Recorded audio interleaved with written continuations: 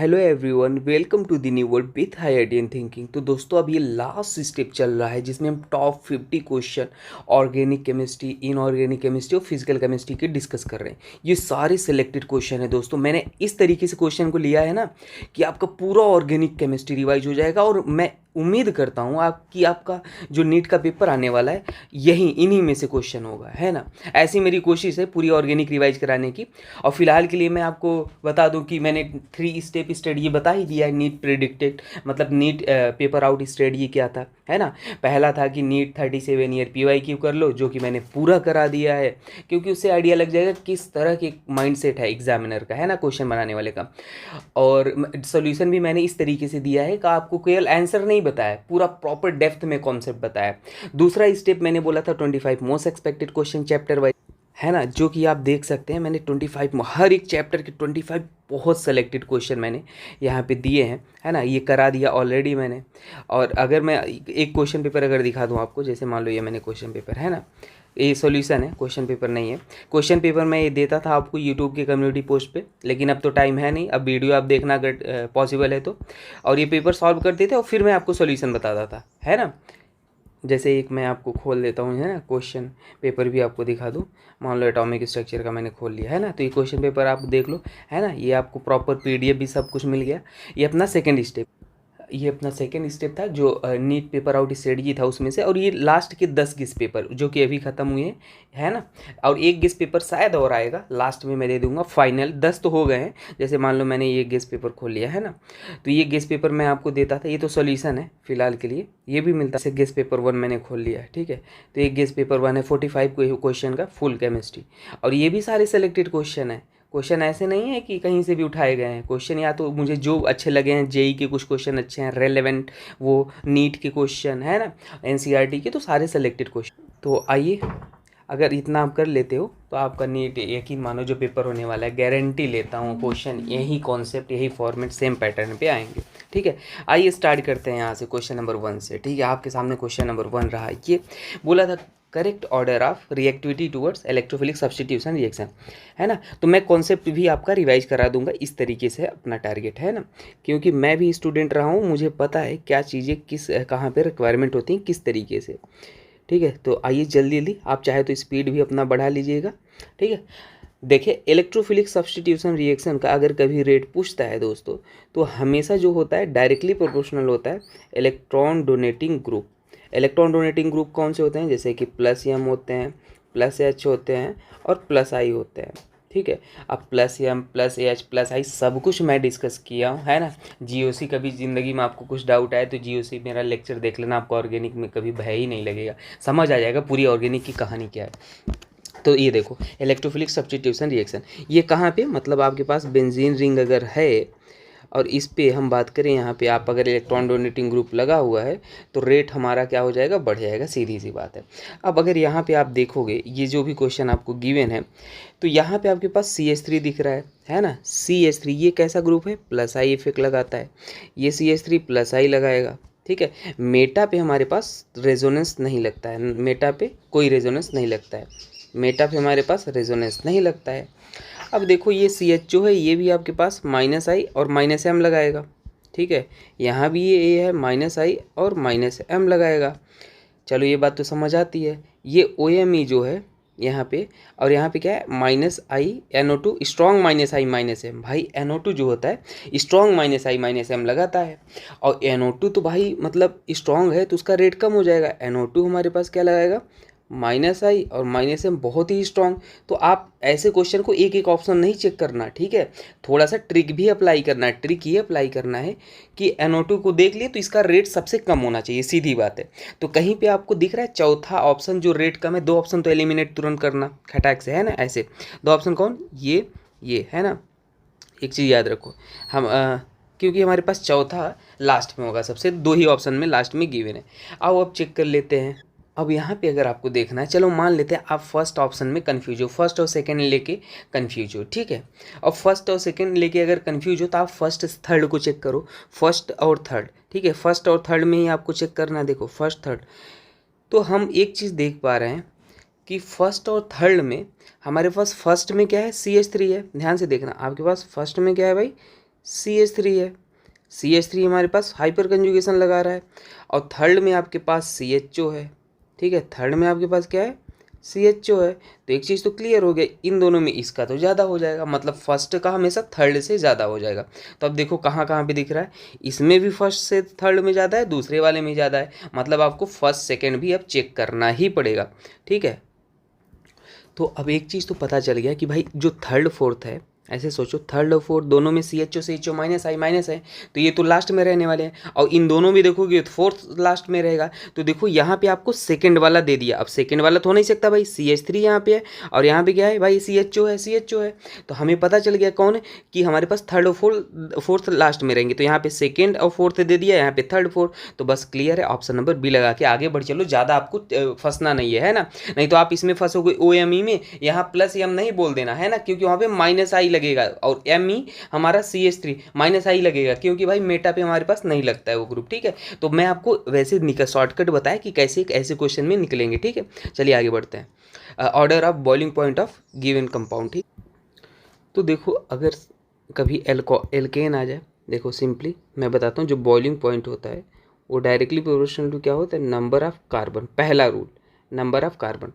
ये इसी स्टेप में लगाना है। दूसरा होता है जो बॉइलिंग पॉइंट होता है वो क्या होता है, इनवर्स रिलेशन रखता है ब्रांचिंग के, ठीक है, ब्रांचिंग के। तीसरा भी पॉइंट लिख देता हूँ, अल्कोहल जो होते हैं ड्यू टू हाइड्रोजन बॉन्डिंग, है ना, वो ज़्यादा बॉइलिंग पॉइंट रखते हैं किससे, ईथर से। तो ये भी आप याद रख लेना, कभी कभी डायरेक्ट क्वेश्चन हो जाएगा। तो आओ स्ट्रक्चर बना लो।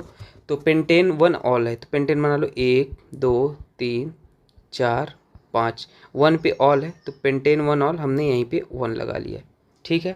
दूसरा है ब्यूटेन 1 ऑल, 1 2 3 4, ब्यूटेन 1 ऑल बना लिया। तीसरा ब्यूटेन 2 ऑल है, 1 2 3 1, है ना, 2 पे ब्यूटेन 2 ऑल है। तीसरा है प्रोपेन 1 ऑल, तो 1 2 3, तीसरा है प्रोपेन 1 ऑल। तो साफ साफ दिख रहा है जो नंबर ऑफ कार्बन आपको सबसे पहले ज़्यादा कहाँ दिख रहे हैं, जल्दी से देखना। अगर यहाँ पे देखोगे तो कितने कार्बन दिख रहे हैं, 5 कार्बन, यहाँ पे 4 कार्बन, यहाँ पे 4 कार्बन, यहाँ पे 3 कार्बन। तो एक चीज़ तो क्लियर हो गया कि जो A वाला होगा सबसे ज़्यादा हो जाएगा, उसके बाद B वाला, और B और C में देखोगे तो देखो यहाँ पे आपके पास 2 ब्रांच दिख रहे हैं भाई, 2 ब्रांच दिख रहे हैं ना, 2 ब्रांच दिख रहे हैं, और यहाँ पे आपके पास 1 ब्रांच दिख रहा है, 1 ब्रांच दिख रहा है ना। तो आपके पास कम ब्रांचिंग ज़्यादा बॉइलिंग पॉइंट है ना, इनवर्स रिलेशन, तो इसलिए हमारे पास बी हो जाएगा। और फिर सी और डी में तो नंबर ऑफ कार्बन सी में ज़्यादा है, उसके बाद डी हो जाएगा, तो ये आंसर हो जाएगा, ठीक है। तो ऑप्शन नंबर ए करेक्ट हो जाएगा। आई होप आपको समझ, ठीक है। बाकी हम आपको इंटरमॉलिक्यूलर फोर्स के बारे में बाद में बताएंगे। आइए यहाँ पे देखते हैं, लिखा है most carboxylic acid exist as dimer in vapour phase और इन एप्रोटिक सॉल्वेंट, ठीक है भाई, पहला वाला जो ऑप्शन, जो आपके पास मोस्ट ऑफ कार्बोक्सिलिक एसिड होते हैं वो एग्जिस्ट करते हैं, ठीक है, dimer form. Higher carboxylic acid are practically insoluble in water due to increase hydrophobic interaction of hydrocarbon part, ठीक है भाई। जो आपके पास हायर कार्बोक्सिलिक एसिड होता है ना, इंटरमॉलिक्यूलर फोर्स का इसमें कॉन्सेप्ट आ जाएगा, है ना, वो क्या होता है, इनसॉल्युबल होते हैं, ठीक है। तो क्या होता है, due to increase in hydrophobic interaction of hydrocarbon part, सही है भाई, ये भी सही है। तो आप बोल सकते हो बहुत स्टेटमेंट फर्स्ट, इसे याद रख लो, इसमें कुछ नहीं करना था, सिंपली आपको याद रख लेना है, ठीक है। आइए आगे बढ़ते हैं। चौथा क्वेश्चन आपके सामने है, ये बोला था कि सब्सटीट्यूशन टेक प्लेस, कौन से पोजीशन पे सब्सटीट्यूशन रिएक्शन टेक्स प्लेस करेगा। तो सबसे पहले आपको ये समझना होगा कॉन्सेप्ट क्या है। आइए मैं आपको समझाता हूँ कॉन्सेप्ट क्या है। आपको यहाँ पे जो रिएजेंट गिवन है वो क्या गिवन है, आपको ब्रोमीन और आयरन गिवन है। और जो ब्रोमीन आयरन है, आप देखो मैं मैकेनिज्म नहीं, कभी भी आपको ब्रोमीन आयरन या FeBr3 भी लिखा सकता है। तो यहाँ से जो इलेक्ट्रोफाइल रिलीज होता है वो क्या होता है, Br+ रिलीज होता है, ठीक है। अब ये इलेक्ट्रोफाइल है तो ये कहाँ जाना चाहेगा, न्यूक्लियोफाइल पे। अब न्यूक्लियोफाइल कहाँ पे आपको दिख रहा है, तो एक काम करो, आप इसका रेजोनेटिंग स्ट्रक्चर ड्रॉ कर लो, किसका, इसका, जो रिएजेंट सबस्ट्रेट गिवन है आपके पास। कैसे ड्रॉ करोगे, आपके पास यहाँ पे ये लोन पेयर है, ये लोन पेयर क्या करेगा, डोनेट करेगा, और आपके पास यहाँ आ जाएगा नेगेटिव। सारे रेजोनेटिंग स्ट्रक्चर ड्रॉ कर लो, आपको पता चल जाएगा कहाँ पे इलेक्ट्रॉन डेंसिटी मैक्सिमम है। तो आपके पास यहाँ पे जो आ जाएगा वो पॉजिटिव आ जाएगा, और यहाँ पे ये ऐसे हो जाएगा, ये बन गया। और इलेक्ट्रॉन डेंसिटी आपको फिर इसका रेजोनेटिंग स्ट्रक्चर ड्रॉ कर लो, तो कहाँ पे आपको दिख रहा है, आपके पास जो ये हमारे पास नेगेटिव चार्ज इधर चला जाएगा, और ये डबल बॉन्ड इधर, और ये ऐसे हो जाएगा, ठीक है। और ये आपके पास ऐसे हो जाएगा यहाँ पे ये, ठीक है। अगला अगर रेजोनेटिंग स्ट्रक्चर आप ड्रॉ करोगे तो आपके पास फिर से ये कहाँ दिखेगा, ध्यान देना, आपके पास कुछ ये दिखेगा इस तरीके से यहाँ, और ये नेगेटिव चार्ज यहाँ आएगा, और ये आपके पास डबल बॉन्ड यहाँ, ठीक है, ऐसे, और ये ऐसे हो जाएगा, ठीक है। तो अब थोड़ा जो नंबरिंग गिवन था उसे लिख लो। यहाँ 1 है, 2 है, ये 3 है, ये 4 है, और ड्रॉ कर लो। 1 है, 2 है, 3 है, 4 है। यहाँ पे 1 है, 2 है, 3 है और 4 है। तो कहाँ कहाँ आपको इलेक्ट्रॉन डेंसिटी ज़्यादा दिख रही है? इलेक्ट्रॉन डेंसिटी मतलब, इलेक्ट्रॉन मतलब क्या होगा, नेगेटिव चार्ज। नेगेटिव चार्ज मतलब जहाँ पे होंगे वहाँ पे इलेक्ट्रॉन होंगे, उसी को हम क्या बोलेंगे, न्यूक्लियोफाइल बोलेंगे। और न्यूक्लियोफाइल पे हमेशा क्या अटैक करना चाहेगा, इलेक्ट्रोफाइल, जो कि आपके पास क्या है, Br+ है, ठीक है। तो देख लो कहाँ पे आपको इलेक्ट्रॉन डेंसिटी दिख रहा है। तो एक बात देखो, 1 पे आपको इलेक्ट्रॉन डेंसिटी दिख रहा है, देखो यहाँ पे 1 पे, और आपको कहाँ पे दिख रहा है, 3 पे दिख रहा है ना। दिख तो यहाँ भी रहा है लेकिन नंबरिंग नहीं है, तो साफ साफ दिख रहा है 1 और 3 पे है, तो ऑप्शन नंबर चौथा सही हो जाएगा, ठीक है। चलिए आगे बढ़ते हैं। ये कॉन्सेप्ट समझते चलना, हमेशा ऐसे ही करेंगे, है ना। नेक्स्ट क्वेश्चन आपके सामने रहा ये, इसको कैसे डील करोगे, आइए कलर चेंज करते हैं। हाँ, C2H2। तो देखो C2H2 को जब हम यहाँ पे लिख के सॉल्व करते हैं, ये एक एल्काइन है ना, ये तो सब समझ रहे हो, C2H2।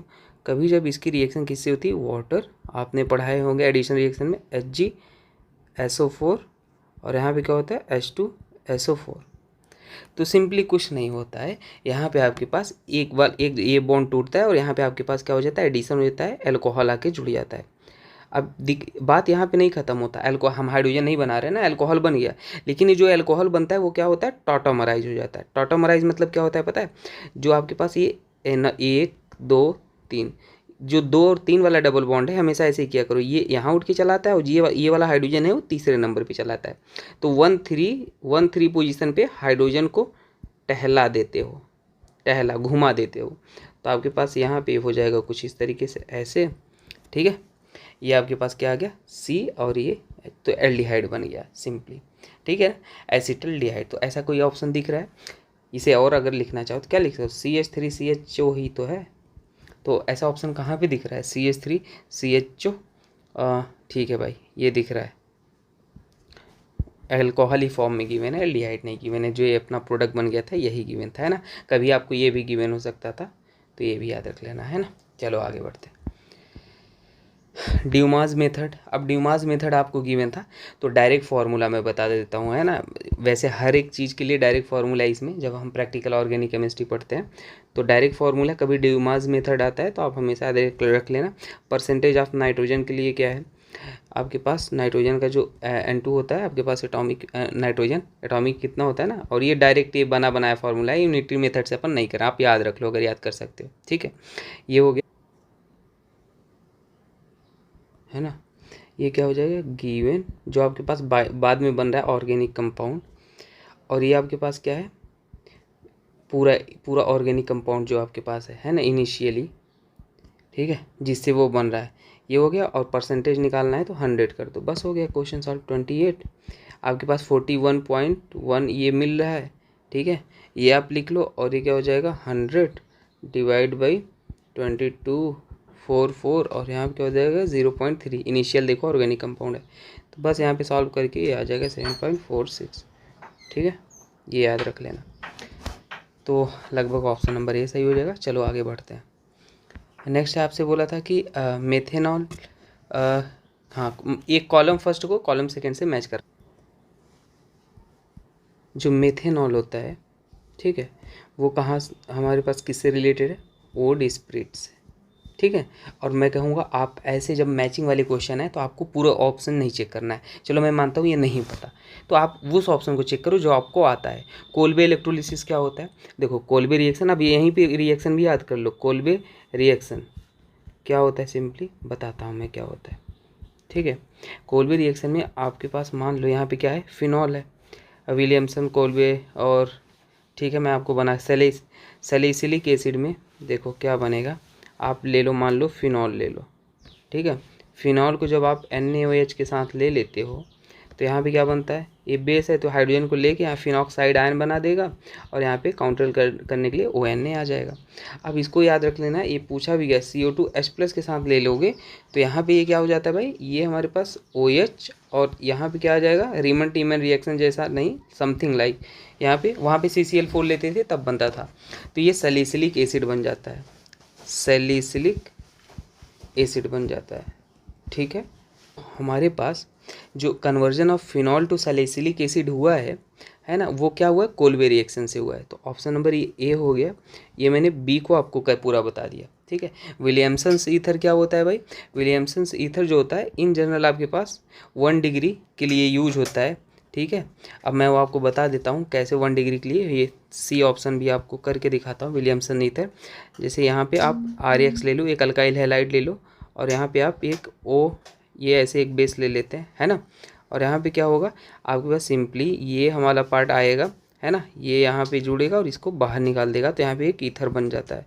तो नाम ही है विलियमसन ईथर। बाकी मैं ज़्यादा डिटेल में नहीं बता रहा हूँ आपको, बस मोटा मोटा नेम रिएक्शन की तरह याद कर लो। ठीक है, अब याद रख लो। अब 2 डिग्री आपके पास ये डी है, 2 डिग्री अगर अल्कोहल है तो वो क्या होगा भाई, 2 डिग्री अल्कोहल हो हमेशा ऑक्सीडाइज होना चाहेगा, है ना, ऑक्सीडाइज यही ऑप्शन होता है। और ये बहुत फेमस रिएक्शन है NCERT की। क्या है, एक कंडीशन होता है 573 कॉपर, ये केल्विन है, और यहाँ पे अगर आप इसको कंडीशन देते हो तो ये किस में कन्वर्ट हो जाता है, कीटोन में कन्वर्ट हो जाता है। तो ये भी आप याद रख लेना। तो ऑप्शन नंबर हमारे हिसाब से 3rd सही हो जाएगा। ठीक है, चलो ये रिएक्शन भी देख लेते हैं हम। देखो क्या बनेगा, पहले स्टेप में CH3CN, सारे रिएजेंट का वर्क भी आप याद रख लेना। ठीक है, तो बाकी मैं ऑर्गेनिक ज़िंदगी में क्या पढ़ाऊँगा ही, मौका मिला तो आपको कसम से बता रहा हूँ, आप GOC के लेक्चर देख लेना, आपको पूरी एक रिएक्शन में पूरी ऑर्गेनिक केमिस्ट्री सिमट जाएगी। अभी ये कोई ऐसा नहीं है कि सच में एक रिएक्शन पढ़ना है, मतलब आपको ये पता चलेगा हाँ यार ऑर्गेनिक को किस तरीके से पढ़ा जाता है, और ये रीजन था आपको जिसकी वजह से समझ नहीं आता था। ठीक है, तो वैसे फिर मैं ऑर्गेनिक आपको पढ़ाऊँगा और बॉबी सर भी पढ़ाएँगे आपको। ठीक है, तो हम लोग इस लेवल का कंटेंट देने वाले हैं कि आपको यूट्यूब पे या पूरे हिस्ट्री में कोशिश यही है कि बेस्ट रहे। तो देखो ये अगर SnCl2 HCl के साथ लेते हो तो यहाँ पे इमाइन बनता है, हमेशा याद रख लो। और इसका हाइड्रोलिसिस कर देते हो तो हाइड्रोलिसिस करते कैसे करते हैं, यहाँ पे आ जाता है और यहाँ पे ऑक्सीजन आ जाएगा और यहाँ पे H आ जाएगा। ठीक है, मतलब ऑक्सीजन मतलब OH आ जाता है।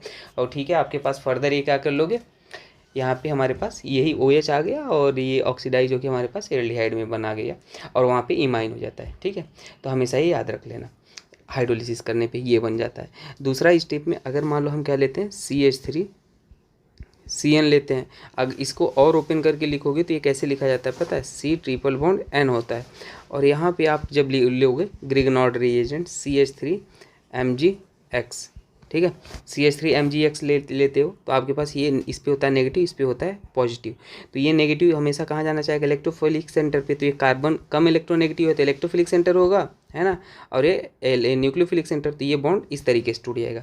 अच्छा, कॉन्सेप्ट ऑफ एरो ये कहता है अगर एरो ऐसे चला तो आगे की साइड पॉजिटिव और टेल पार्ट पे पॉजिटिव, आगे की साइड नेगेटिव, है ना। दोस्तों इतना बोलने के बाद बहुत इंसान थक जाता है ना, तो कभी छोटी मोटी मिस्टेक भी हो जाती है, तो आप कमेंट कर लिया करो, है ना, कुछ अगर ऐसा हो जाए तो ये क्या हो जाएगा, CH3 आ जाएगा यहाँ पे जुड़ के, और यहाँ पे आपके पास क्या हो जाएगा N।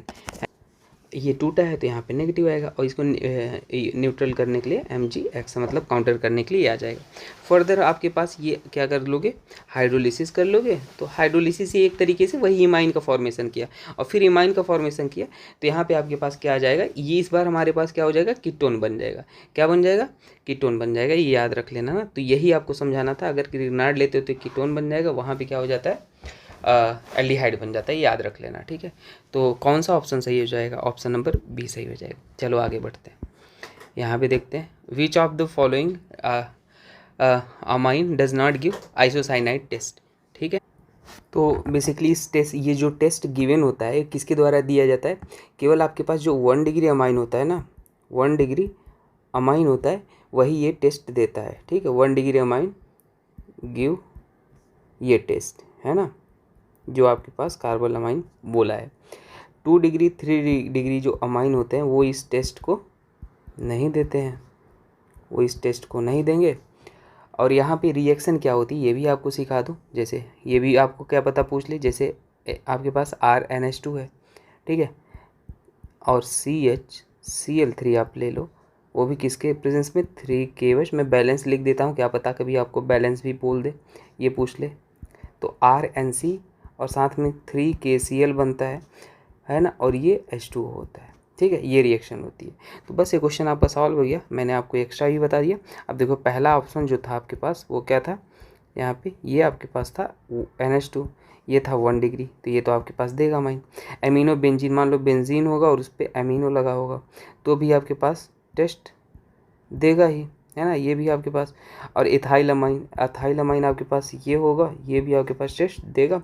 एन डाई मिथाइल एनेलिन, तो एनेलिन आपके पास क्या होता है, एन डाई मिथाइल एनेलिन, तो एनेलिन आपके पास ये होता है और NH2 होता है यहाँ पे, और यहाँ पे डाई मिथाइल लगा दो, तो ये आपके पास कितना डिग्री हो गया, ये आपके पास 3 डिग्री हो गया। तो ये देगा, ये नहीं देगा, तो यही ऑप्शन नंबर डी सही हो गया। ठीक है, तो आई होप आपकी ये बात समझ में आ गई। चलिए आगे बढ़ते हैं। नेक्स्ट क्वेश्चन है, correct order of stability of the following carbocation. कभी भी अगर आपको स्टेबिलिटी ऑर्डर पूछता है ना कार्बोकटायन का, stability order, stability of carbocation का अगर बोलता है तो डायरेक्टली प्रोपोर्शनल होता है +M +H और +I। अच्छा, इनमें भी अगर आपको सबसे पावरफुल देखोगे ना तो कौन होता है, एरोमेटिसिटी, फिर रेजोनेंस, फिर हाइपर कंजुगेशन, फिर इंडक्टिव। ठीक है ना, इंडक्टिव सबसे वीकेस्ट इफेक्ट होता है। अब आओ चेक कर लेते हैं, +M का भी ट्रिक मैंने बताया है आपको, है ना। यहाँ पे जल्दी जल्दी देख लेता हूँ। और एक बैक बॉन्डिंग होता है दोस्तों, कभी अगर मान लो आपके पास यहाँ पे लोन पेयर है और ये बगल में कार्बोकटायन है, तो यहाँ पे बैक बॉन्डिंग होता है तो बहुत ज़्यादा स्टेबल हो जाता है ये वाला कार्बोकटायन, तो ये भी आपके पास याद रख लेना। ठीक है, कुछ और एक आपके पास ये भी पड़े हो साइक्लोमिथाइल वाला, है ना, ये वाला अगर आपको कहीं दिख जाए तो ये भी डांसिंग रेजोनेंस होता है, यहाँ भी स्टेबिलिटी बहुत ज़्यादा हो जाता है, तो ये भी बहुत ज़्यादा इसको सब ज़्यादा स्टेबल करता है ना। बाकी एक ऑर्डर मैं जनरल बता दिया हूँ, GOC में आप देख लेना उसे। अब देख लेते हैं यहाँ पे, तो आपके पास यहाँ पे देखो तो साफ साफ मैंने आपको एक कंडीशन बताया कि कहीं लोन पेयर के बगल कार्बोकटायन, ये लोन पेयर इसके बगल कार्बोकटायन, इसके पास वैकेंट ऑर्बिटल, यहाँ पे क्या कर लेगा, बैक बॉन्डिंग कर लेगा। बाकी में तो ऐसा नहीं दिख रहा है, तो एक चीज़ तो क्लियर हो गई कि भाई यहाँ पर भी बैक बॉन्डिंग। अब कोई कहेगा सर यहाँ पर भी बैक बॉन्डिंग हो रहा है, बिल्कुल यहाँ पर भी हो रहा है। अब एक बात बताओ, नाइट्रोजन और ऑक्सीजन में कौन ज़्यादा इलेक्ट्रोनेगेटिव है, ऑक्सीजन।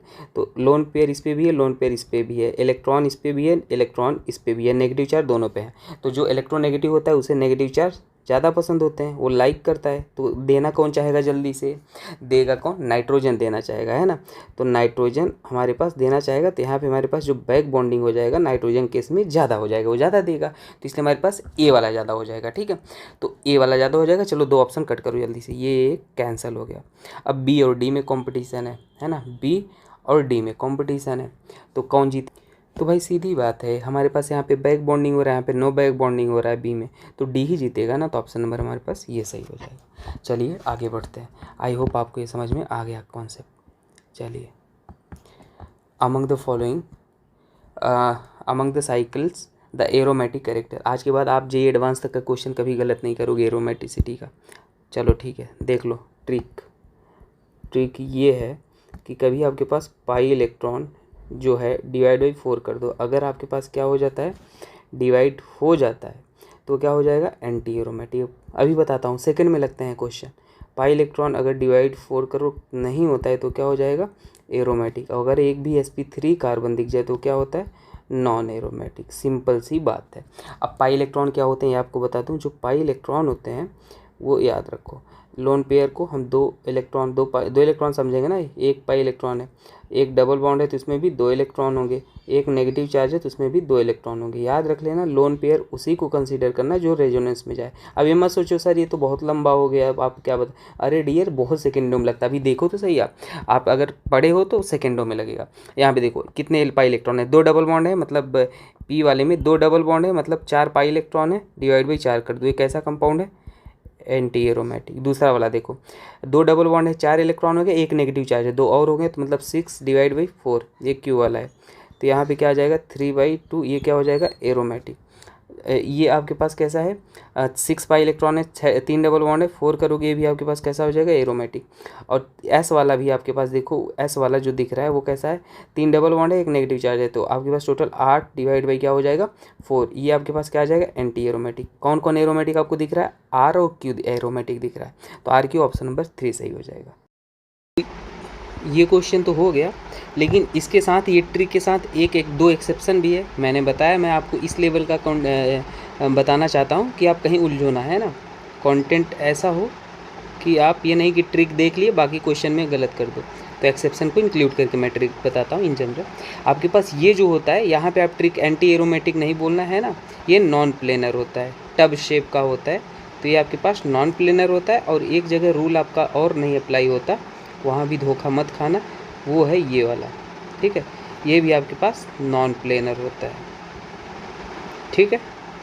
तो ये याद रख लेना दो जगह, बाकी हर जगह रूल अप्लाई कर देना। आओ इसको देखते हैं। ये क्वेश्चन है, the compound that give blood red colour in Lassaigne test. अब ब्लड रेड कलर कैसे देगा? तो आपको क्वेश्चन को सॉल्व करने का तरीका सिंपली ये है कि आपके पास जिसमें नाइट्रोजन और सल्फ़र दिखते हैं वही कंपाउंड आपके पास क्या देंगे, ब्लड रेड कलर देंगे। और लसाइन टेस्ट में, ठीक है। तो आप देख लो कहाँ पे आपको नाइट्रोजन और सल्फ़र दिख रहे हैं सिंपली। तो यहाँ पे आपके पास सल्फ़र दिख रहा है, यहाँ पे नाइट्रोजन दिख रहा है, यहाँ पे केवल नाइट्रोजन, यहाँ पे केवल सल्फ़र। तो आपके पास नाइट्रोजन सल्फ़र केवल यहाँ पे दिख रहे हैं, तो ऑप्शन नंबर 4 सही हो जाएगा। चलिए आगे बढ़ते हैं। Which of the following compound has maximum के वैल्यू। तो मैक्सिमम के वैल्यू क्या होता है? तो देखिए इसको बेसिकली क्या करना है, आपको जब भी एच डी क्रिस्टल निकालना होता है तो सबसे पहले एच डी क्रिस्टल कैसे निकालते हो, आपके पास मान लेते हैं कोई एसिड है एच, इसमें से आप क्या करते हो, -H+ कॉमन हटा देते हो। आपके पास क्या बनता है, A- कार्बन आयन बन गया, है ना। इसको हम क्या बोलेंगे, कार्बन आयन है। ये कार्बन आयन को दूसरी भाषा में कंजुगेट बेस भी बोलते हैं, अगर -H+ निकाल दो तो। अब ये कार्बन आयन जितना ज़्यादा स्टेबल होगा, ये कार्बन आयन जितना ज़्यादा स्टेबल होगा, एच डी की स्ट्रेंथ उतना ही ज़्यादा होगा। कॉन्सेप्ट ये है। और एच डी की स्ट्रेंथ बढ़ने से के वैल्यू बढ़ता है और आपके पास पी के वैल्यू घटता है, ठीक है। तो ये कॉन्सेप्ट रहा अपना।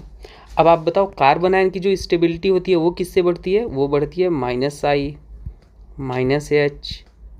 -M, है ना। अच्छा, रेजोनेंस मेजोमेरिक में डिफरेंस क्या होता है? रेजोनेंस बाई डायरेक्शनल होता है और मेजोमेरिक यूनिडायरेक्शनल। ये भी सीख लो। जैसे आपके पास ये यहाँ क्या हो रहा है, रेजोनेंस हो रहा है। और मेजोमेरिक क्या होता है, ये देखो यहाँ पे क्या हो रहा है, मेजोमेरिक। ये बॉन्ड आप कई तरीके से तोड़ सकते हो ऐसे, है ना, चाहे इस डायरेक्शन में जाओ और चाहे इस डायरेक्शन में जाओ, लेकिन यहाँ पे आपको केवल इस डायरेक्शन में चलना है। तो यहाँ पे यूनि डायरेक्शनल मेजोमेरिक होता है, रेजोनेंस बाई डायरेक्शनल होता है। फिलहाल के लिए ऐसे इन्फॉर्मेशन था। आइए यहाँ पे सॉल्व कर लेते हैं इस क्वेश्चन को। देखिए अब यहाँ पे आप क्या करोगे, H+ निकालोगे, कार्बन आयन की स्टेबिलिटी चेक करना है बस। H+ निकालोगे और यहाँ पर तो आपके पास है ही नहीं। अब देखो आपको एक नोट करके लिखना है ये बात। एक होता है ऑर्थो इफेक्ट। ये सारे क्वेश्चन मैंने बहुत ही बेहतरीन लिए हैं, है ना। आप कार्बन आयन देखोगे फिर धोखा खा जाओगे।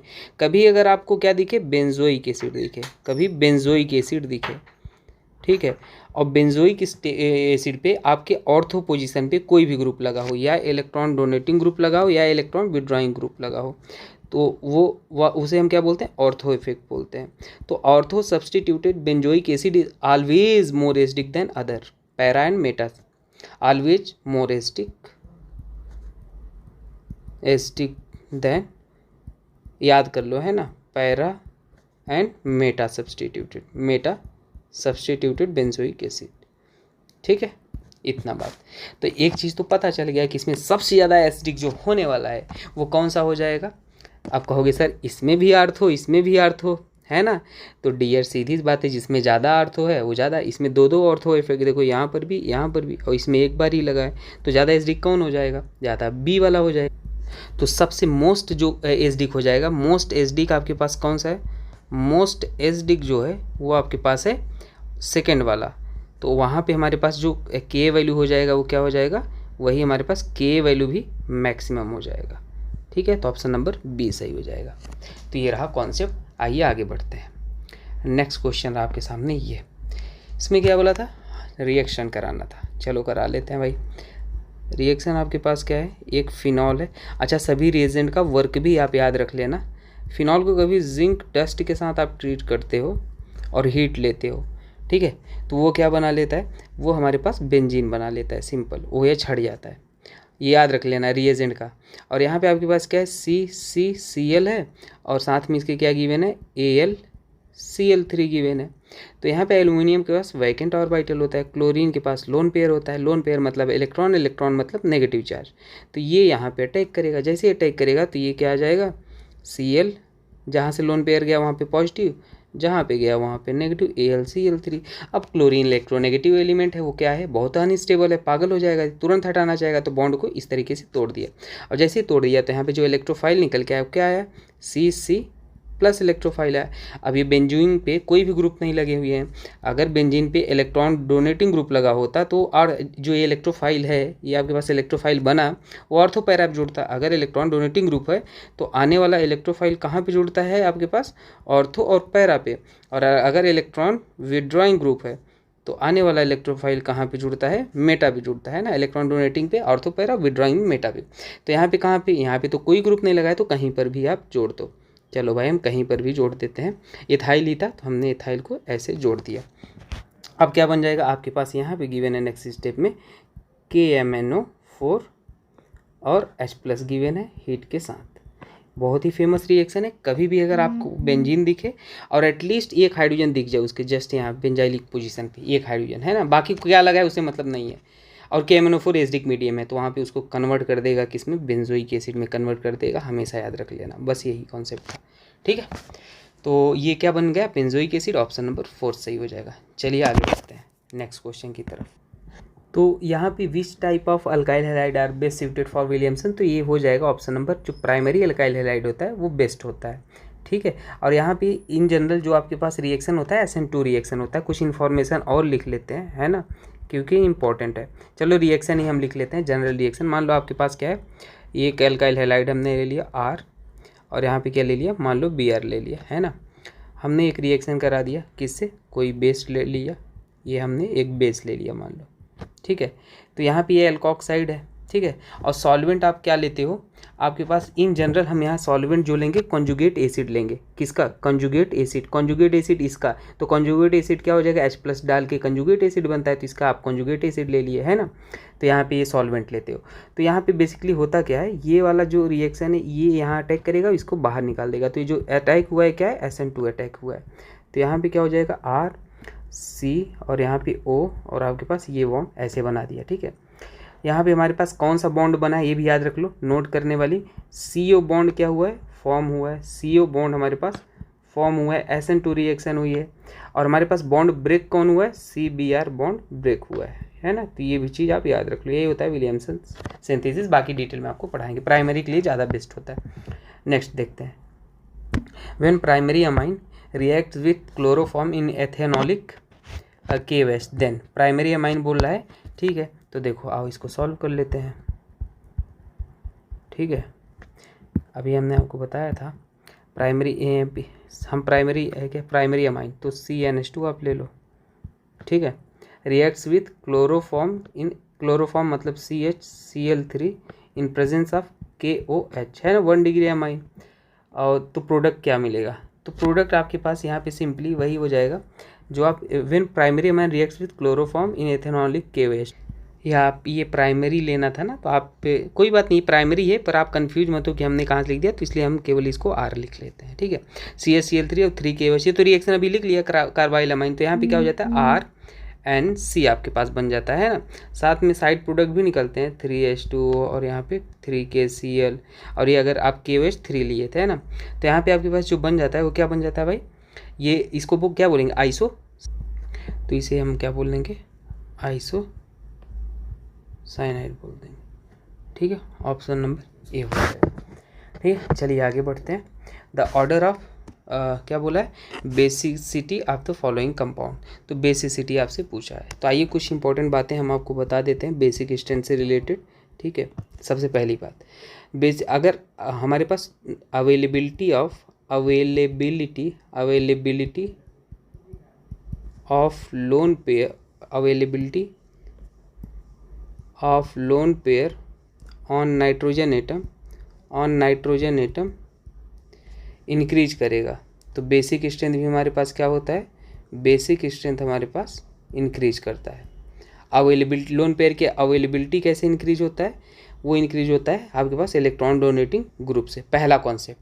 ठीक है, दूसरा कॉन्सेप्ट आप हमेशा याद रख लेना कि लोकेलाइज लोन पेयर जो है, लोकेलाइज मतलब जो रेजोनेंस में नहीं जा रहा है, लोकेलाइज लोन पेयर।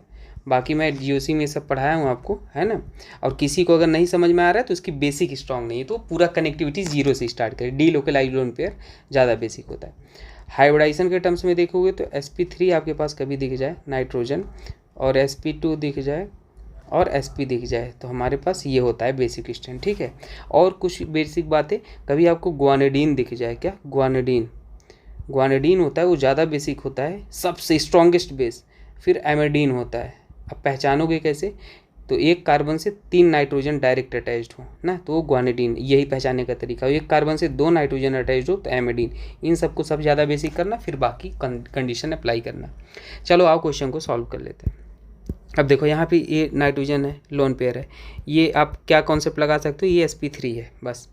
यहाँ पे आपके पास ये pyridine बोलते हैं इसको, और यहाँ पर भी लोन पेयर है, यहाँ पर भी लोन पेयर है। तो ये लोन पेयर तो भाई डीलोकेलाइज है, क्योंकि ये डीलोकेलाइज है, रेजोनेंस में चला जा रहा है ना। ये लोन पेयर है, और ये भी लोन पेयर, यहाँ पे ये -i लगा रहा है, तो ये लोन पेयर की अवेलेबिलिटी घटा देगा खींच के। अब बचे हैं अपने सबसे पहले स्टेप पे जो फर्स्ट वाला है वो सबसे ज़्यादा हो जाएगा। भाई फर्स्ट वाला साफ साफ दिख रहा है कि वो sp3 है, तो ऐसा ऑप्शन कहीं दिख रहा है, एक ही दिख रहा है, ऑप्शन ए लगा के, बी लगा के आगे बढ़ चलो, बाकी कुछ देखने की ज़रूरत नहीं है। नेक्स्ट क्वेश्चन, तो क्वेश्चन आपको तरीका भी आना चाहिए कैसे सॉल्व करना है ना। अब देखो ये क्वेश्चन था, इसको कैसे आप सॉल्व करोगे, पहले मैं इसको थोड़ा सा स्मॉल कर लेता हूँ, है ना। ऑप्शन को मैं इन ऑप्शन को यहाँ पे स्मॉल करके लिख लिया। चलो आओ यहाँ पे सॉल्व कर लेते हैं। देखो अब ये सारे रिएजेंट आप याद भी रखना है आपको, ठीक है, क्योंकि ये काम आएंगे, यूज आएंगे, पक्का यूज आएंगे, तो इसीलिए मैंने लिया सारे सेलेक्ट करके। आप पहले स्टेप में क्या है, Br2 और FeBr3, मैंने बोला था कभी Br2 या FeBr3 आ जाता है, तो यहाँ पे Br2 इलेक्ट्रोफाइल जो मिलेगा, Br+ मिलेगा इलेक्ट्रोफाइल। अब यहाँ पे आपके पास इलेक्ट्रॉन डोनेटिंग ग्रुप लगा है और ये इलेक्ट्रॉन विड्रॉइंग ग्रुप लगा है, तो हमेशा इलेक्ट्रॉन डोनेटिंग इलेक्ट्रॉन विड्रॉइंग हो तो इलेक्ट्रॉन डोनेटिंग को प्रायोरिटी देना, उसके अकॉर्डिंग आप आने वाले इलेक्ट्रोफाइल को जोड़ना। तो आर्थो पैरा पे जोड़ना है, पैरा तो ब्लॉक्ड है, तो ऑर्थो पे जोड़ दो, बस एक ही पॉसिबिलिटी है। तो आपके पास यहाँ पे ये क्या हो जाएगा, Br ऑर्थो पोजीशन पे जुड़ गया, और NO2 को तो ऐसे ही रहने दो। नेक्स्ट स्टेप में आपके पास क्या है, SnHCl है, तो ये इसको रिड्यूस कर देता है, मतलब इसको NH2 में कन्वर्ट कर देगा। हमेशा ये सारे रिएजेंट याद रख लेना क्या किसका काम है, तो ये क्या करेगा, NH2 में चेंज कर देगा। नेक्स्ट स्टेप में आपके पास क्या है, NaNO2HCl है, NaNO2HCl क्या करता है, डाइजोनियम में कन्वर्ट कर देगा, NH2 को डाइजोनियम सॉल्ट में कन्वर्ट कर देगा। तो आपके पास यहाँ पे क्या हो जाता है, ये डाइजोनियम मतलब N2+, और यहाँ पे है ना Cl-। और नेक्स्ट स्टेप में आपके पास गिवन था, है ना, सैंड मेयर टाइप रिएक्शन, मतलब ये HBr गिवन था। तो नेक्स्ट स्टेप में ये इसको तुरंत हटाता है, N2 लिविंग ग्रुप है, बहुत अच्छा, तुरंत छोड़ के जाना चाहेगा, और यहाँ पे Br जाके जुड़ जाएगा। तो आपके पास जो नेक्स्ट प्रोडक्ट बन जाएगा Br, और यहाँ पर भी आपके पास क्या आ जाएगा, Br आ जाएगा। तो ऐसा ऑप्शन कौन सा दिख रहा है, ऑप्शन नंबर आपको कहीं भी दिख रहा है, ऑप्शन नंबर बी दिख रहा है, लगा के आगे बढ़ चलो, ठीक है। मेन था रिएजेंट आपको पहचानना आना चाहिए। चलिए आगे देख, तो देखो यहाँ पे क्या बोला, the organic chloro compound which shows complete stereochemical inversion during SN2। तो SN2 आपके पास जो होता है वो क्या फेवर करते हैं, इन्वर्जन, मतलब अगर आपके पास कॉन्फ़िगरेशन R है तो S हो जाएगा, S है तो R हो जाएगा। जो और SN2 में और क्या होता है, यहाँ पे हमारे पास रेट जो होता है 1 डिग्री 2 डिग्री 3 डिग्री होता है। स्टेरिक SN2 हमारे पास स्टेरिक पे डिपेंड करता है, कम स्टेरिक ज़्यादा SN2। जो SN1 होता है वहाँ पे क्या होता है, रेशमाइजेशन होता है, रेशमाइजेशन होता है, रिटेंशन होता है, रिटेंशन होता है, रेट होता है 3 डिग्री 2 डिग्री 1 डिग्री। तो बस देख लो SN2 यहाँ पे कहाँ पे फेवरेबल है, तो ऑप्शन आप देख लोगे तो सबसे कम ये भाई स्टेरिक यहाँ पे देख रहे हो, इनको बना के देखोगे भाई कितना स्टेरिक दिख रहा है, तो ये भाई सिंपल दिख रहा है आपके पास, इसमें कोई स्टेरिक नहीं है। बाकी सब में देख रहे हो क्राउड है, ये इसमें बहुत ज़्यादा क्राउड है, तो ऑप्शन नंबर क्या हो जाएगा, डी हो जाएगा। आगे चलो, नेक्स्ट है क्वेश्चन आपके पास C2 और क्या है, हाँ AgCN से रिएक्शन। तो ये भी अब C2H5 एथाइल ब्रोमाइड है, इसकी रिएक्शन किससे करानी है, AgCN से करानी है। तो SN2 रिएक्शन साफ साफ यहाँ पे ये है, न्यूक्लियोफाइल ये अटैक करेगा, ये Br बाहर निकल जाएगा, तो आपके पास C और यहाँ पे क्या आ जाएगा, CN आ गया, सिंपल। जैसे CN आ गया तो यहाँ पे CN नहीं AgCN है, NC लिख लोगे इसे, है ना। तो एक्चुअल में क्या हो जाएगा आपके पास यहाँ पे नेक्स्ट टाइम पे क्या है, रिडक्शन, मतलब जिंक मरकरी HCl गिवन है, ये इसको रिड्यूस करके किस में चेंज कर देगा भाई, NH में चेंज कर देगा, है ना, याद रख लें। एथाइल मिथाइल अमाइन मतलब NH2 में चेंज कर देगा वही। तो आपके पास यहाँ पे क्या हो जाएगा, देखो यहाँ पे थोड़ा सा एक गलती तो कुछ नहीं हुई है, पर अभी के लिए मैं आपको बोलूँगा, यहाँ पे जो एक्चुअल में अटैक करता है ना, नाइट्रोजन अटैक करता है, नाइट्रोजन का ये नाइट्रोजन अटैक करता है। तो यहाँ पे आपके पास जो बनता है वो क्या बनता है, NC बनता है, और साथ में क्या बनेगा, AgBr। ठीक है, मैं आपको एक्सप्लेन करूँगा, अभी के लिए आप याद रख लो, है ना, क्योंकि आपके पास टाइम भी नहीं है।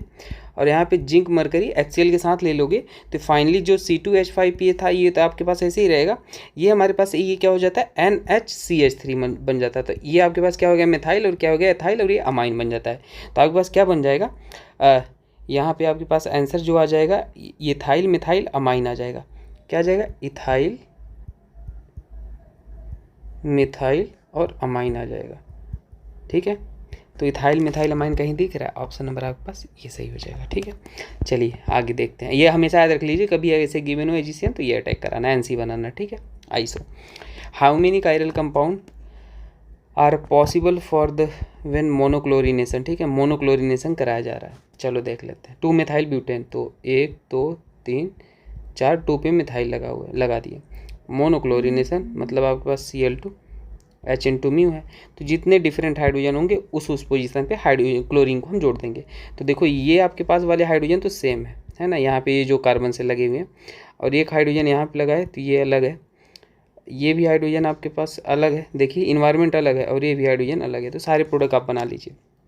तो एक तो अपने पास ये बनने वाला है Cl और C और ये C, दूसरा अपने पास क्या बनेगा, C और एक आपके पास ये Cl बनेगा, आप ऐसे बना लो। ठीक है, तीसरा प्रोडक्ट अपने पास जो बनेगा, जितने डिफरेंट हाइड्रोजन है वहाँ पे आपको क्लोरीन को ऐड कर लेना था, तो ये आपने ऐसे बना लिया।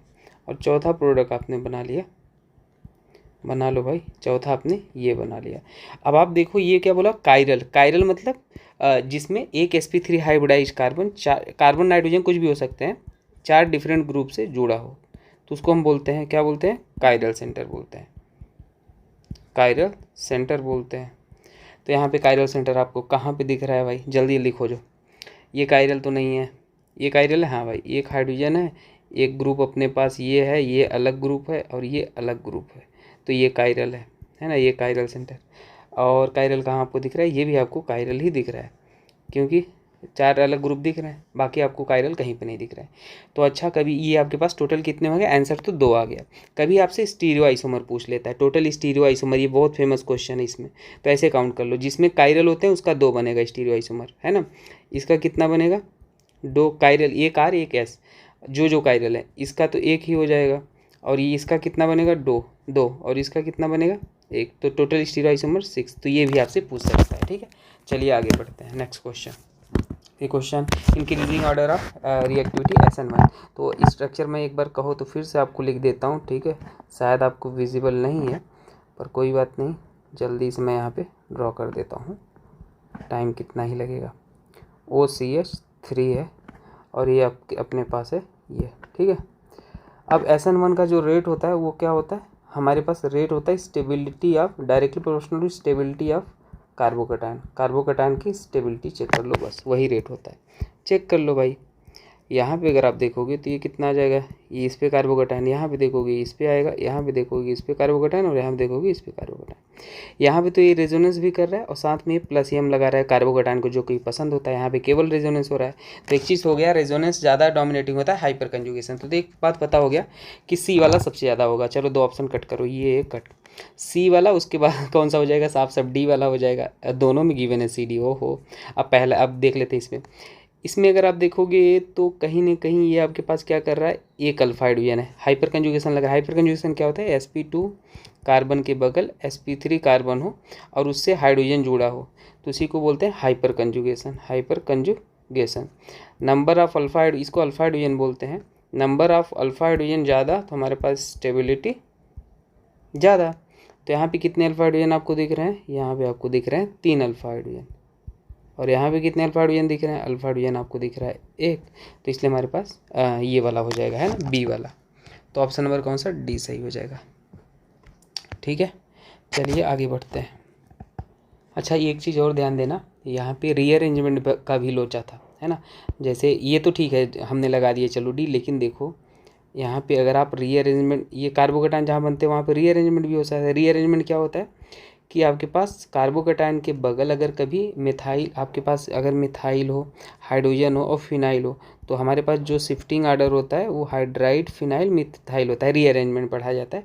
तो ये कार्बोकेटायन उठ के यहाँ आता है और ये हाइड्रोजन उठ के यहाँ चला जाता है। तो देखो यहाँ पे क्या हो जाएगा, आपके पास कुछ इस तरीके से का स्पीसीज बन जाएगा। अब यहाँ पे अल्फा हाइड्रोजन देखो कितने हैं, यहाँ पे 9 अल्फा हाइड्रोजन है, और वहाँ पे आपके पास जो था वहाँ पे सॉरी यहाँ पे आपके पास जो था यहाँ पे कोई रीअरेंजमेंट नहीं है, यहाँ पे अल्फा हाइड्रोजन कितने हैं, 3 है। तो ये भाई ये ज़्यादा स्टेबल होगा ना, तो इसलिए हमारे पास ये ना करो, धोखा खा गए थे, सी हो जाएगा। ठीक है, रीअरेंजमेंट स्टेबिल, हमें वो रीअरेंजमेंट कराना था। चलो ये क्वेश्चन देख लेते हैं, सॉल्व करते हैं जल्दी से। ETONA कभी आपके सामने अल्काइल हैलाइड हो और आपको बेस गिवन हो, तो वहाँ पे एलिमिनेशन, हीट गिवन है तो एलिमिनेशन का हिंट है। और एलिमिनेशन भी कैसे कराना है, बीटा हाइड्रोजन को अब्स्ट्रैक्ट करा के। देखो ये 0 पोजीशन है, इसके बगल अल्फ़ा, ये भी बीटा, ये भी बीटा, है ना। अब कौन सी, अब बात आता है इस बीटा को खाए या इस बीटा को खाए, तो जहाँ से maximum number of stable alpha hydrogen मिले वो उस बीटा को खाएगा बेस। तो ये बेस इस बीटा को खाया, ये बॉन्ड इधर शिफ्ट हुआ और ये लीविंग ग्रुप की तरफ बाहर निकल गया। तो आपके पास ये क्या बना, आप इसको निकाल के देखना, यहाँ पे अल्फा हाइड्रोजन कम आएंगे। तो ये देखो इसमें कितने अल्फा हाइड्रोजन आ रहे हैं, ये एल्कीन क्या है, हाइपर कंजुगेशन हो रहा है ना, यहाँ भी तो sp2 है, वही कंडीशन, यहाँ भी sp2 के बगल देखो sp3 भी दिख रहे हैं, तो हाइपर कंजू, ये भी sp3 है, हाइपर कंजुगेशन भी तो हो रहा है, ये भी sp3 है।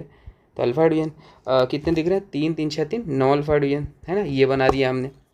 नेक्स्ट स्टेप में आपके पास क्या था, नेक्स्ट स्टेप में HBr था।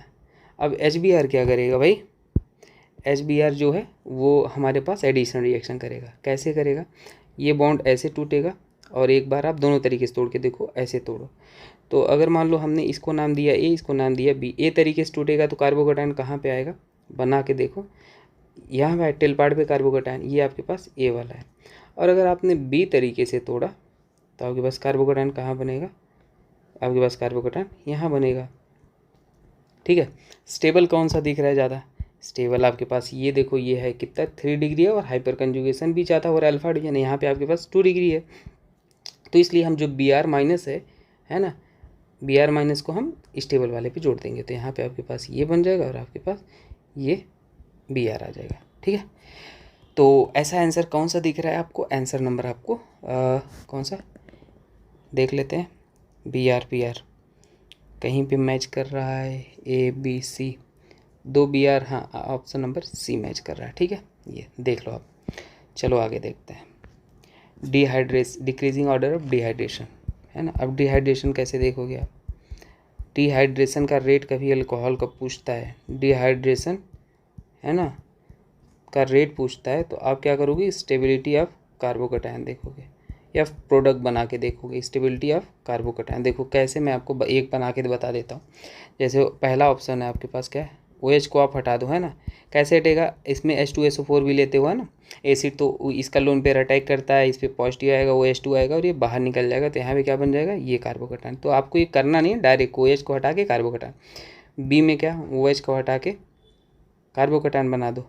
अब देखो ये बना कैसे, ये ऐसे है, ऐसे है, और यहाँ पे आपके पास OH था तो उसको हटाया मैंने और कार्बोकेटायन बन गया। ठीक है, ऐसे C वाले में आप बना लो कार्बोकेटायन, तो C वाले में आप कार्बोकेटायन बनाओगे तो यहाँ पे ऐसे था 1 2, यहाँ पे कार्बोकेटायन है ना, आप नंबरिंग करके देख लो। और D पे आप बनाओगे तो यहाँ पे आपके पास ऐसे था और यहाँ पे कार्बोकेटायन। तो कौन ज़्यादा स्टेबल, ये देखो ये रेजोनेंस कर रहा है, ये तो भाई अनस्टेबल हो गया, रेजोनेंस ही ख़त्म हो गया है ना, कंडीशन फॉर रेजोनेंस, और ये तो अनस्टेबल है, और ये भी आपके पास स्टेबल है, रेजोनेंस हो रहा है, लेकिन एक बार रेजोनेंस हो रहा है, एक रेजोनेंस हो रहा है, यहाँ पे 2 रेजोनेंस हो रहा है, तो सब ज़्यादा रेट B में होगा। तो B में कहाँ देखिए, 2 ऑप्शन तो कट कर दो, A और D, B में हो रहा है। उसके बाद हमारे पास किसमें रेजोनेंस हो रहा है, D में, B D दोनों में गिवन है ना, B नहीं, ये B में ही गिवन है, तो ऑप्शन नंबर B सही करके आगे बढ़ चलो, है ना, एक ही ऑप्शन। तो ऐसे करना था। नेक्स्ट क्वेश्चन देखते हैं, Hinsberg test is given by, Hinsberg basically किसके लिए होता है, ये टेस्ट होता है अमाइन के लिए होता है ना, 1 डिग्री अमाइन के लिए टेस्ट होता है, 1 डिग्री 2 डिग्री और एंड 3 डिग्री अमाइन के लिए टेस्ट होता है। क्या हो बेसिकली अगर आप 1 डिग्री अमाइन लेते हो, ठीक है ना, और हिंसबर्ग रिएजेंट क्या होता है इसको भी याद रख लेना है, फिनाइल है SO2Cl। तो ये क्या होता है भाई, ये हमारे पास जो आपके पास यहाँ पे प्रोडक्ट बनेगा, प्रोडक्ट मैं बना भी देता हूँ, चलो यस डबल बॉन्ड हो, है ना, NH, इसको याद रखो या ना रखो, ये क्या होता है सॉल्युबल होता है, अल्कली में सॉल्युबल होता है ना। 2 डिग्री अमाइन लेते हो, है ना, सेम अगर ये लेते हो तो ये क्या होता है इनसॉल्युबल होता है। इसको मैं स्ट्रक्चर नहीं बना रहा हूँ, ये इनसॉल्युबल होता है, ठीक है, इनसॉल्युबल होता है। और जो आपके पास 3 डिग्री अमाइन है, अल्कली में इनसॉल्युबल होता है, ये आपके पास रिएक्शन ही नहीं करेगा, ये नो रिएक्शन। तो इससे हम प्रेडिक्ट कर सकते हैं। तो आपको बस ये देखना है 1 डिग्री 2 डिग्री कहाँ पे है इसमें, ठीक है। तो 1 डिग्री 2 डिग्री कहाँ पे आपको दिख रहे हैं, जल्दी जल्दी देखो। एक तो आपके पास ये दिख रहा है, और ये तो भाई होगा नहीं, ये तो हटाओ, ये भी नहीं होगा भाई, ये तो अलग ही अमाइड गिवन है। यहाँ पे आपको ये दिख रहा है क्या, ये तो 3 डिग्री है, नहीं देगा। हाँ ये 2 डिग्री है, ये देगा। ये 3 डिग्री है, नहीं देगा, ये देगा, और ये भी देगा। ये आपके पास 2 डिग्री है, ये नहीं नहीं नहीं नहीं भाई, ये तो कभी, ये अमाइन तो है ही नहीं, ये इसमें पिरिडीन टाइप बना हुआ है ना, तो ये भी नहीं देगा, पिरिडीन नहीं भाई, अमाइन देखना है। ये देगा और ये भी नहीं देगा। तो 1 2 3 4 5 टोटल कितने आंसर, 5। तो ऑप्शन नंबर बी सही हो जाएगा, ठीक है, तो याद रख लेना। चलिए आगे बढ़ते हैं। नेक्स्ट है रिएक्शन करना है। अभी तो बताया फिनॉल की रिएक्शन किससे, ये सारे रिएक्शन इंपॉर्टेंट है। अगर आप फिनॉल की रिएक्शन जिंक डस्ट में कराते हो, किसमें, जिंक और डस्ट में लेते हो, है ना, हीट के साथ, तो क्या बन जाता है, बेंजीन बन जाता है, सिंपल। यहाँ पे आप दूसरे स्टेप में फिनॉल अगर लेते हो आप, है ना, और रीमन टीमन रिएक्शन क्या होता है, क्लोरोफॉर्म होता है, साथ में NaOH होता है, ठीक है, और क्या होता है HCl ले लो, है ना, या HCl ले लो। तो यहाँ पे क्या हो जाता है सॉल्व, ये आपके पास सेलिकुलर डिहाइड बन जाता है, CHO बन जाता है, ठीक है। CCl4 ले लोगे तो सैलिसिलिक एसिड बन जाता है, तो ये हो जाता है। और अगर आप यहाँ पे ले ले तो सारे रिएक्शन इंपॉर्टेंट है, याद रखना। यहाँ पे आप कोल्बे वाला रिएक्शन CO2 NaOH अगर ले लेते हो, ठीक है, HCl के साथ, वर्कअप के लिए यूज हो जाते हैं HCl वे साइड में, है ना, तो ये यहाँ पे क्या बन जाएगा COCOOH, इससे सैलिसिलिक एसिड बन, देखो इससे भी बन गया सैलिसिलिक एसिड, सारे याद रख लेना। और ये क्या है सैलिसिलल डिहाइड है, सैलिसिलल एल्डिहाइड है, ठीक है, स्पेलिंग सैलिसिलल एल्डिहाइड बोलते हैं, स्पेलिंग थोड़ा इधर देख लेना। अगर मान लो इसी में हम कॉन्सेंट्रेटेड HNO3 डाल देते हैं, ठीक है, तो आपके पास ये क्या बन जाएगा OH, तीनों पोजीशन पे नाइट्रेशन हो जाएगा, NO2 और पिक्रिक एसिड है, तो ये पिक्रिक एसिड बन जाएगा। और यहाँ पे क्या हो जाएगा, ये NO2, इसे बोलते हैं पिक्रिक एसिड, ठीक है। तो पिक्रिक एसिड बन गया, तो ऑप्शन नंबर आप मैच करा लो, ऑप्शन नंबर C सही हो जाएगा, ठीक है। एक बार मैच कर लेना, तो ये प्रोडक्ट तो सही बना है, ठीक है, ओके। नेक्स्ट क्वेश्चन अपने पास है ये, इसमें क्या बोला था कि paranitrophenol is more acidic than metanitrophenol and orthonitrophenol.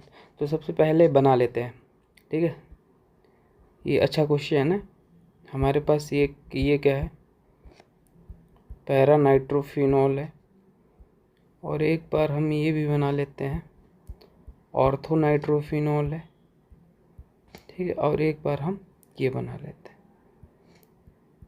मेटानाइट्रोफिनॉल। तो देखो एसिडिक ऑर्डर जब आप देखते हो तो बेसिकली कंजुगेट बेस की स्टेबिलिटी चेक करते हो, मतलब जो H+ निकाल दोगे तो ये कंजुगेट बेस बन जाएगा, स्टेबिलिटी चेक कर लो। अब देखो यहाँ ये NO2 -I -M लगाएगा, यहाँ भी -I -M लगाएगा स्टेबिलिटी, यहाँ पे केवल -I लगाएगा, मेटा पे हमारे पास कोई भी रेजोनेंस नहीं होता है, ठीक है। अब आप कहोगे सर ये नज़दीक है तो ये वाला तो ज़्यादा नज़दीक हो जाना चाहिए, अगर ये A है, ये B है, ये C है, तो डियर यहाँ पे क्या हो जाता है हाइड्रोजन बॉन्डिंग हो जाता है। हाइड्रोजन बॉन्डिंग हो जाएगा तो H+ रिलीज ही नहीं कर पाता ईजिली, तो जिसके कारण हमारे ये लेस एसिडिक हो जाता है। तो सबसे ज़्यादा एसिडिक कौन हो जाएगा, ये वाला ज़्यादा स्टेबलाइज करेगा, तो इसलिए हमारे पास ये हो जाएगा, ठीक है। और अगर यहाँ पे देखोगे इन दोनों में B और C में, तो ये कहीं ना कहीं -M तो लगा रहा है थोड़ा बहुत, तो ये हो जाएगा, फिर ये हो जाएगा। तो हमारे पास जो पहला स्टेटमेंट है वो ट्रू है, और दूसरा का ethanol will give ethanol will give immediate turbidity, मतलब एथेनॉल है 1 2, एथेनॉल है इमीडिएट टर्बोडिटी नहीं भाई, लूकास रिएजेंट ZnCl2 HCl होता है ना। तो ये अगर 1 डिग्री अल्कोहल है, ठीक है, तो क्या करता है भाई, 1 डिग्री अल्कोहल है, 2 डिग्री अल्कोहल है और 3 डिग्री अल्कोहल है। तो यहाँ भी जो सबसे फास्ट टर्बोडिटी देता है वो 3 डिग्री देता है ना, 3 डिग्री देता है फास्ट टर्बोडिटी, ठीक है। और इमीडिएट मतलब इमीडिएट आप बोल सकते हो, इमीडिएट जो देता है वो कौन होता है, 3 डिग्री होता है ना। तो और उसके बाद ये क्या होता है, 2 डिग्री आपके पास ये 5 मिनट लेता है टर्बोडिटी देने में, और ये हमारे पास ये वाला है ना, ये बहुत ज़्यादा टाइम लेता है ना, ये 30 मिनट आप बोल सकते हो, ठीक है। तो ये हमारे पास क्या होता है, मतलब लॉन्ग टाइम लेता है सिंपली। तो ये भी याद रख लें, लूकास रिएजेंट भी आपको याद दिला दिया मैंने। तो ऑप्शन नंबर ए हो जाएगा। नेक्स्ट क्वेश्चन देखते हैं। नेक्स्ट क्वेश्चन था कि 2 मोनोमर्स इन माल्टोज, कौन कौन से माल्टोज में 2 मोनोमर होते हैं, अल्फ़ा डी ग्लूकोज और अल्फ़ा डी ग्लूकोज होते हैं, ठीक है। ये आप याद रख लेना कौन कौन से होते हैं, ठीक है। 2 moles of alpha D glucose होते हैं, alpha D glucose and alpha D glucose, ठीक है, याद रख लेना। चलो आगे देखते हैं। और सुक्रोज एक ऐसा आपके पास होता है कंपाउंड जो हमारे पास नॉन रिड्यूसिंग होता है, ये भी आप याद रख लेना। बोला the mass percentage of nitrogen in histamine, तो सबसे पहले आपको हिस्टामिन का फॉर्मूला ही आना चाहिए। मास परसेंटेज निकालना तो बहुत ईजी है, लेकिन हिस्टामिन का फॉर्मूला C3H9। अब मैं नहीं कहूँगा पूरा याद रख लो, लेकिन जो एटलीस्ट थोड़े मोड़े हैं वो याद होने चाहिए। तो इनका आप मॉलिकुलर वेट निकालोगे तो कितना आ जाएगा मॉलिकुलर वेट 1 आ जाएगा, ऐड करके जाए तो देख लो 3 × 12 है इसका, 9 इंटू क्या हो जाएगा 1 हो जाएगा, और यहाँ पे 3 × 14 हो जाएगा, तो 1 आ जाएगा ये। अब पूछा गया था मास परसेंटेज ऑफ नाइट्रोजन, तो कितने नाइट्रोजन इसमें आपको दिख रहे हैं, 3 नाइट्रोजन है। एक नाइट्रोजन का मास कितना 40 होता है, टोटल मास आपके पास कंपाउंड का 11 है, डिवाइड बाई मल्टीप्लाइड बाई 100% में, तो 37.84% आ जाएगा। तो ऑप्शन नंबर ए सही हो जाएगा, ठीक है। ये देख लेते हैं। अब ये थोड़ा बायोमोलिक्यूल का तो ये याद करने वाला है, ठीक है। राइबोफ्लेविन जो होता है वो किस में पाया जाता है, फर्स्ट का हमारे पास स्कर्वी और चेलेसिस। तो इसमें आप हमेशा उस ऑप्शन को चेक किया करो ना जो आपको आता है। तो ये मान लेते नहीं आता, लेकिन आपको विटामिन विटामिन B1 जो है आपके पास वो वेरी वेरी में होता है ना। तो देख लो कहाँ पे मैच कर रहा है, विटामिन B1 क्या है, वेरी वेरी कहीं पे गिवन है, किस में होता है विटामिन A1, तो थायमिन में होता है ना। तो सेकंड का ए होना चाहिए, तो सेकंड का एक ही ऑप्शन ऐसा दिख रहा है सी वाला, तो ये सही हो जाएगा, ठीक है। तो आप लिख लो चाहे तो, B1 जो होता है ये किस में होता है भाई, B1 होता है थायमीन, है ना।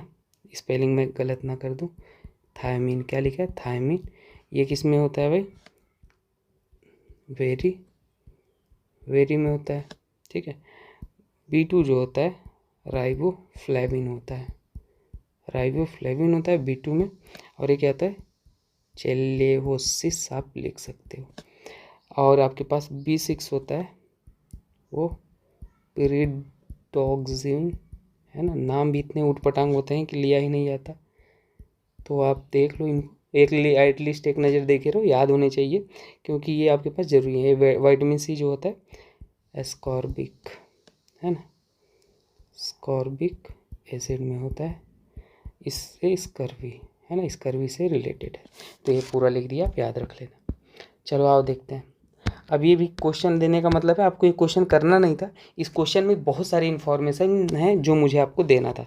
तो आइए एक एक इन्फॉर्मेशन चेक कर लेते हैं। एन और inorganic compound acts on treatment with concentrated H2SO4 produces brown fumes. तो आपको ब्राउन फ्यूम से पता लग जाना चाहिए कि NO2 जो ब्राउन कलर का होता है, तो यहाँ से NO2 निकलेगा।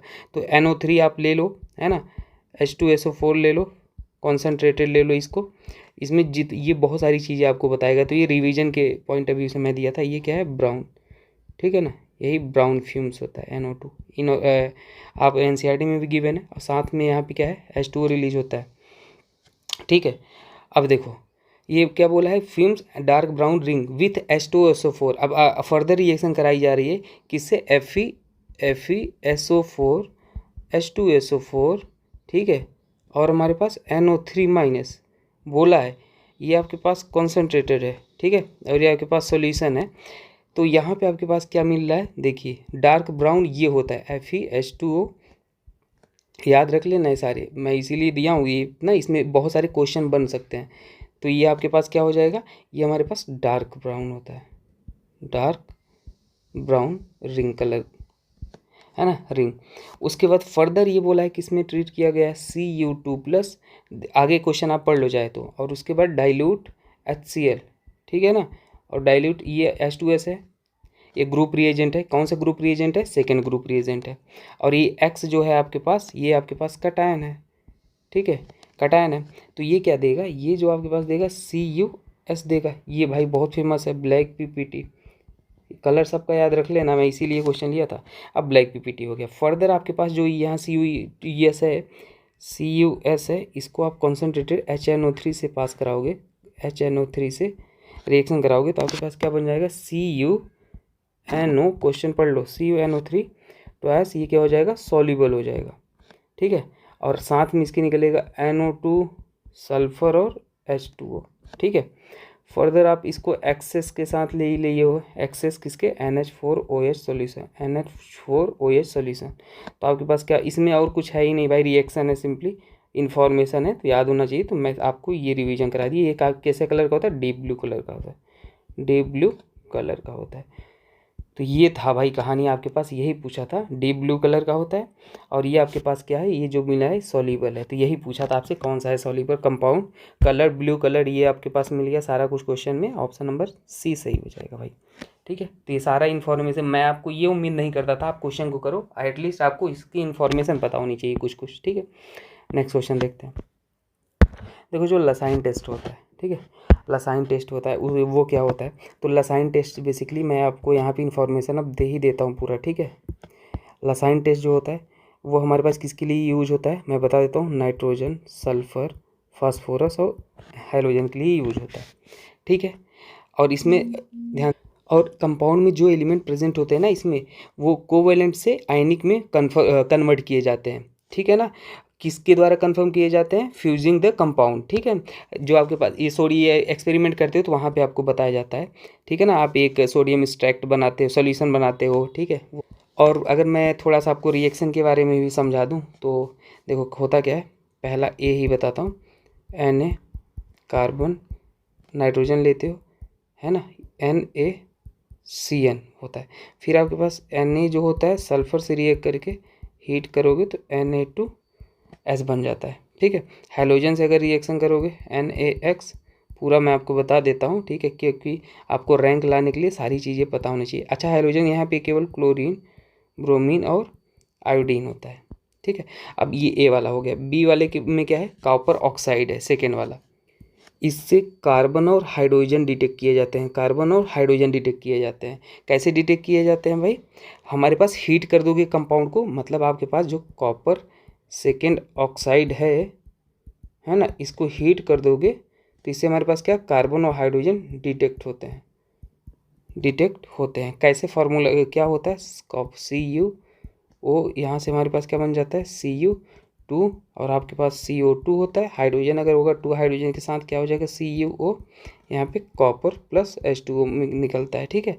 तो यहाँ पे याद रख लेना। सी वाला आपके पास क्या है, सिल्वर नाइट्रेट।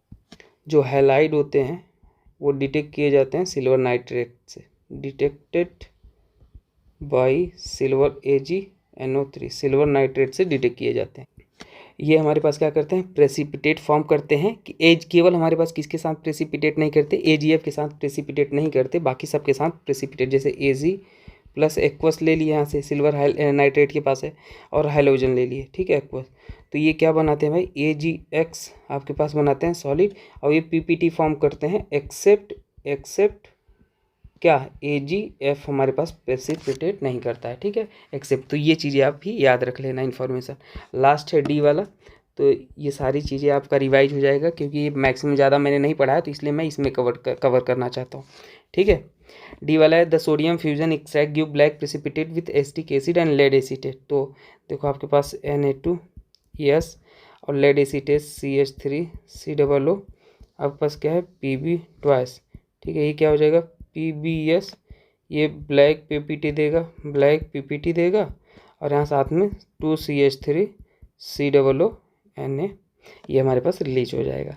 तो ये आपके पास ऑप्शन नंबर जो पूरा मैच कराओगे हमारे पास सी मैच कर रहा है। ठीक है, तो पूरा मैंने आपको करा दिया रिएक्शन के साथ। ये हमारा ये बेसिक इन्फॉर्मेशन जो है सारे याद रख लेना, रिएक्शन वगैरह भी। चलो देखो नेक्स्ट है CH3, ये आपके पास रिएक्शन हो रही है तो क्या बनेगा, आओ इसको सॉल्व कर लेते हैं। C और C डबल बॉन्ड O और यहाँ पे OH है। HVZ रिएक्शन पढ़ा है कभी आपके पास कार्बोक्सिलिक एसिड हो और उसके अल्फा पोजीशन पे हाइड्रोजन हो तो वहाँ पे क्या जाके हाइड्रोजन जाके जुड़ जाता है, हाइड्रोजन जाके जुड़ जाता है, बस यही होता है HVZ रिएक्शन। ठीक है ना, अभी तो हम डिटेल में कुछ नहीं, बस आपको याद रखना है कभी Cl2 रेड फॉस्फोरस अगर गिवन है तो। अब जैसे ही आपके पास क्या गिवन था, अल्कोहलिक KOH गिवन था। अल्कोहलिक KOH का काम ये एलिमिनेशन रिएक्शन करना, मतलब आपके पास ये 0 पोजीशन, ये अल्फा, ये बीटा, तो ये क्या करेगा, ये बीटा वो हाइड्रोजन को अब्स्ट्रैक्ट करता है, बीटा हाइड्रोजन के खाएगा, जैसे ही खाया ये बॉन्ड इधर आया ये ऐसे टूट जाएगा तो लिविंग ग्रुप की तरह बाहर निकल जाएगा। आपके पास क्या बन जाएगा, C डबल बॉन्ड O और यहाँ पे OH हो जाएगा। ठीक है, तो ऑप्शन नंबर कौन सा हो जाएगा, ऑप्शन नंबर C हो जाएगा। चलो आगे देखते हैं। नेक्स्ट बोला है the among the following the order of reactivity towards nucleophilic addition. तो न्यूक्लियोफिलिक अगर कोई एडिशन, न्यूक्लियोफिलिक का एडिशन कराना है तो ये कहाँ जाना चाहेगा, जहाँ पे इलेक्ट्रोफिलिक सेंटर हो, ये वहीं तो अटैक करेगा हमेशा। तो जहाँ पे इलेक्ट्रोफिलिक सेंटर बढ़ रहा होगा वहाँ पे हमारे पास न्यूक्लियोफिलिक का रेट बढ़ रहा होगा। तो आइए देख लेते हैं, हमारे पास पूरा कंपाउंड गिवन है, क्या सबको बना लेते हैं। तो C double bond O acetaldehyde है और क्या है, सब बना लो जो है, हाँ रैंडम बना लेते हैं, उसके बाद में करेंगे इसको, बाद में नहीं मतलब पहले बना लेते हैं फिर। यही आपके पास है। अब देख लो यहाँ पे ये भाई हमारे पास प्लस आई इफेक्ट लगाता है CH3, ये कोई बहुत वीक लगाएगा, ये प्लस आई लगाएगा, ये भी प्लस आई लगाएगा। कार्बन इलेक्ट्रोफिलिक सेंटर है, ऑक्सीजन इलेक्ट्रोनेगेटिव है तो नेगेटिव इस पर है ना। आपको क्या कराना है, इलेक्ट्रोफिलिक पे अटैक करना है। न्यूक्लियोफाइल अगर अटैक कराओगे तो कहाँ अटैक करेगा, यहाँ अटैक करेगा, सब पे यहाँ अटैक करेगा, है ना। अब जहाँ पे ज़्यादा इलेक्ट्रोफिलिक सेंटर मतलब पॉजिटिव चार्ज वहाँ पे ज़्यादा अटैक करेगा। तो ये हमारे पास इलेक्ट्रॉन डेंसिटी देगा, इसको प्लस आई लगा रहा है ना तो इलेक्ट्रॉन डेंसिटी देगा, इलेक्ट्रॉन डेंसिटी मतलब इलेक्ट्रॉन देगा, नेगेटिव चार्ज देगा तो ये पॉजिटिव चार्ज को कम करेगा।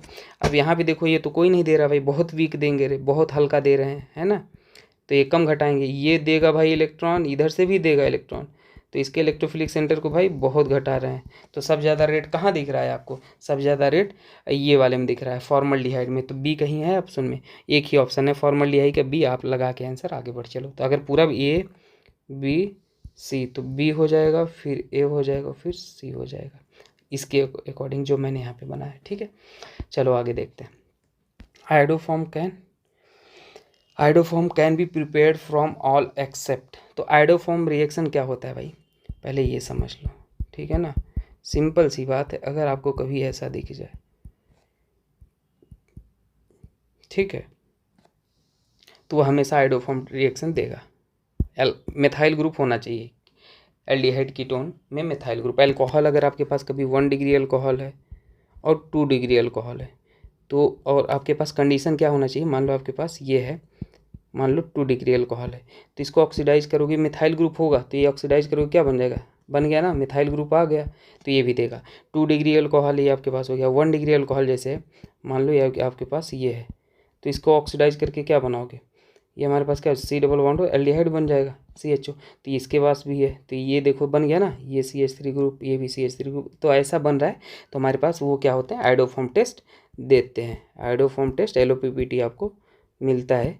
आइडोफॉर्म रिएक्शन होता है क्या है, NaOX कभी कभी लिखा आता है, या कभी कभी आपको I2NaOH लिखा आएगा, है ना। तो ये आपके पास रिएजेंट होते हैं इसमें, और इसमें बनता क्या है ये भी आपको बता देता हूँ। बनता यहाँ पे आप OH लगा देते हो, सिंपली RC डबल बॉन्ड हो, जहाँ पे CH3 हो OH लगा देते हो, है ना, और आपके पास CHI3 बाहर निकल जाता है, तो ये आपके पास आंसर हो जाता है। तो आपको पता होना चाहिए आइसो यहाँ पे कौन सा वाला केवल आइडोफॉर्म देगा, तो साफ साफ हमें पता है, स्ट्रक्चर पता है। आइसोब्यूटाइल अल्कोहल जो होता है, आइसो क्या होता है, सबसे पहले तो आप आइसोब्यूटाइल बनाओ, आपके पास ये आइसो होता है।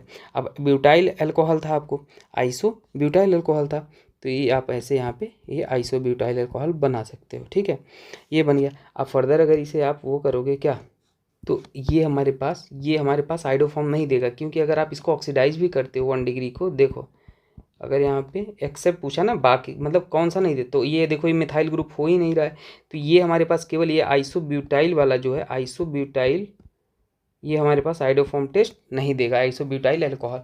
बाकी सारे आइडोफॉर्म टेस्ट देंगे, बाकी सारे आइडोफॉर्म टेस्ट देंगे, तो इसमें ऑप्शन नंबर डी हो जाएगा।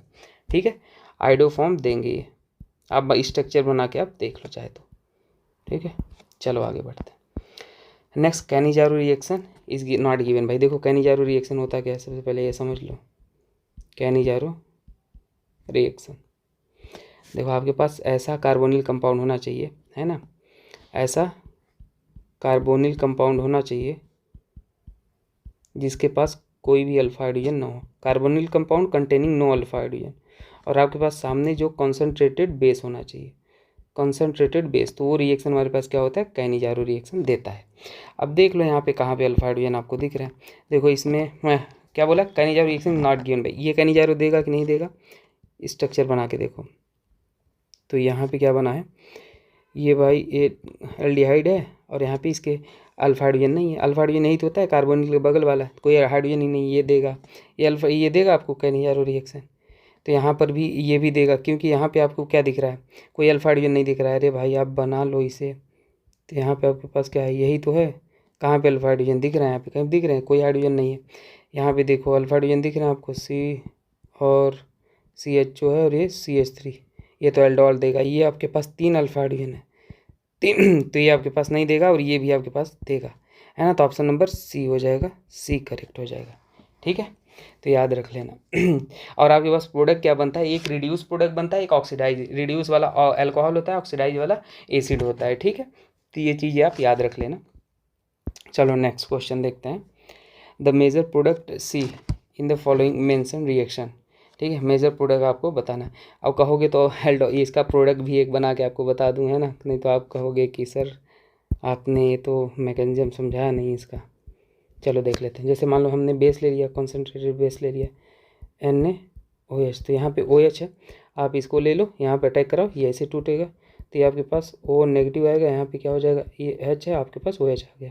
नेक्स्ट स्टेप ये नेगेटिव है, ये ऐसे आता है और इसको बाहर निकाल देता है, और अभी आपके पास ये यहाँ पे ये पूरा था ही, है ना, तो ये हाइड्रोजन जो यहाँ से निकला ये यहाँ अटैक कर लेगा, तो आपके पास क्या बन जाता है, वहाँ पे क्या हो गया, C डबल बॉन्ड O, और यहाँ पे आपके पास OH था, और यहाँ पे आके जुड़ गया क्या साथ में भाई, C डबल बॉन्ड O, और ये बॉन्ड ऐसे टूट जाएगा, तो यहाँ पे नेगेटिव आएगा और यहाँ पे आपके पास H और ये H आ गया।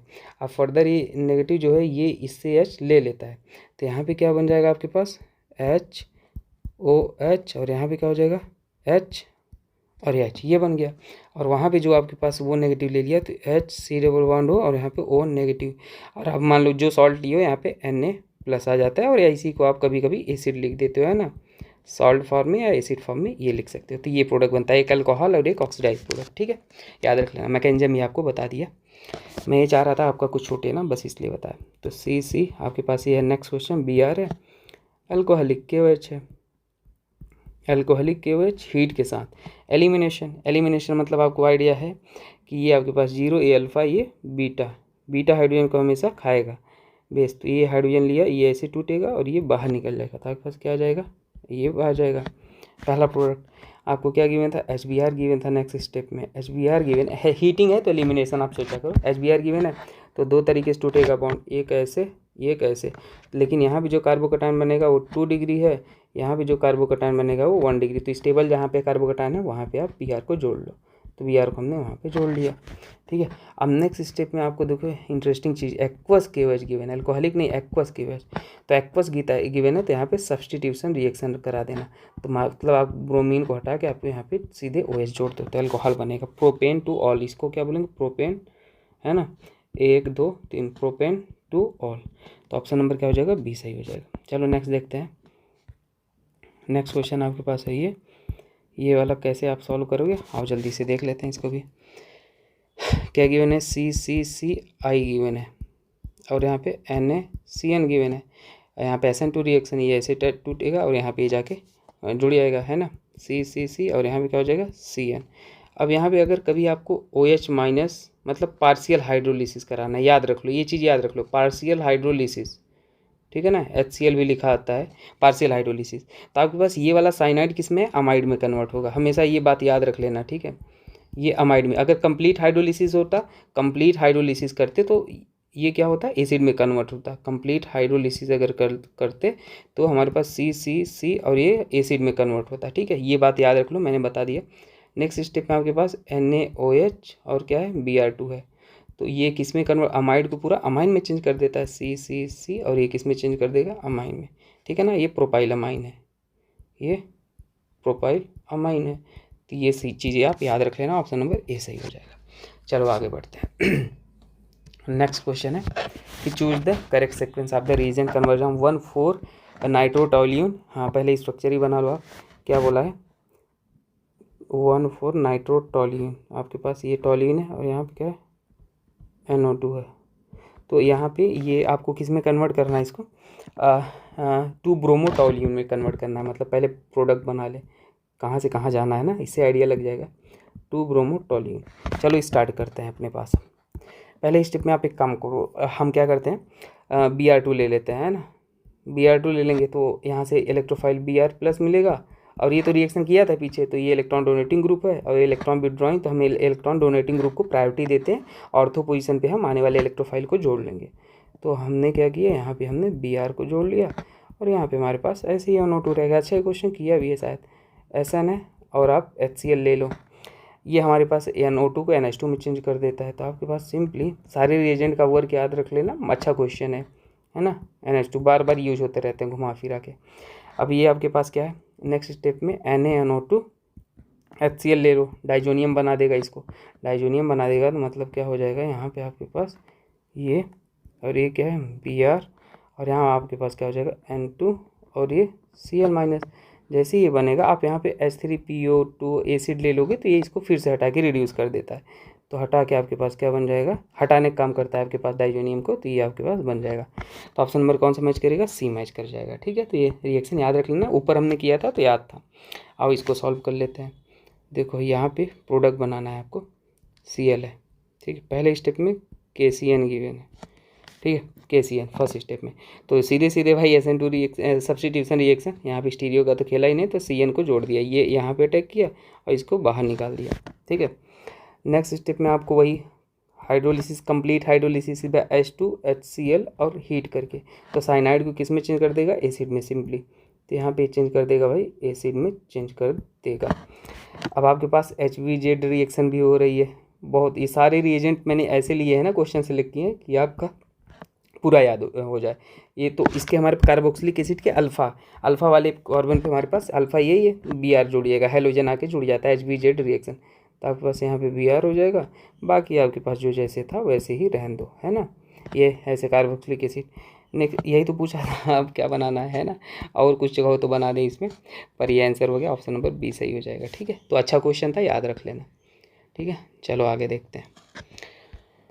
नेक्स्ट क्वेश्चन है पहला वाला भाई, ये क्या बनाएगा, कैसे बनाएगा। तो सिंपल अगर मैं बोलूँ, पहला वाला रिएक्शन ये वाला अगर देखो तो ये कैसे बनेगा, अगर आपने कभी ओजोनोलिसिस कभी क्या पढ़ा ही होगा, याद हो तो, है ना। क्या होता है ओजोनोलिसिस, आप डबल बॉन्ड को तोड़ते हो, दोनों साइड ऑक्सीजन लगाते हो। तो ये वाला बेसिकली कैसे बनता है आपको पता है, O3 और यहाँ पे रिडक्टिव ओजोनोलिसिस, एल्डिहाइड और कीटोन बना देते हो। अच्छा मान लो अगर ऑक्सीडेटिव ओजोनोलिसिस होता है तो जो आपके पास एसिड एल्डिहाइड बनता है वो एसिड में कन्वर्ट हो जाता है, रुकता नहीं।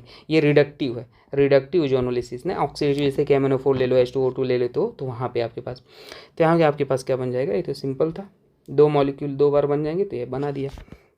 अब B वाला आप देख लो, B वाला आपके पास फ्रीडल क्राफ्ट रिएक्शन हो रहा है यहाँ पे क्या ले लो आपके पास बन जाए। तो साफ साफ भाई यहाँ पे कैसे बनेगा, हम ये जो ऑप्शन की भी ना मत, बहुत ईजी है, दिखने में डरावने भले होंगे पर है बहुत ईजी। ये Cl है, एनहाइड्रस AlCl3 लेविस एसिड काम करेगा, ये इसके वैकेंट ऑर्बिटल में अटैक करेगा, यहाँ पॉजिटिव आएगा, इसको बाहर निकालेगा, ये इलेक्ट्रोफाइल बन जाएगा। और फिर ये हमारे पास सारे इक्विवेलेंट पोजीशन है, तो आपके पास कहीं पर भी आप जोड़ लो तो आपके पास ये बन जाएगा, है ना। ये इलेक्ट्रोफाइल पूरा ये निकल के आया और आप यहाँ पे जोड़ के बना लो। C वाला आप देख लो, C वाला आपके पास क्या एल्कोहल है, एल्कोहल से आपके पास क्या बनाना है CrO3 गिवन है, कहीं पे वो ऑक्सीडाइज कर देगा, कीटोन में चेंज कर देगा, है ना। 2 डिग्री को कीटोन में चेंज कर दिया।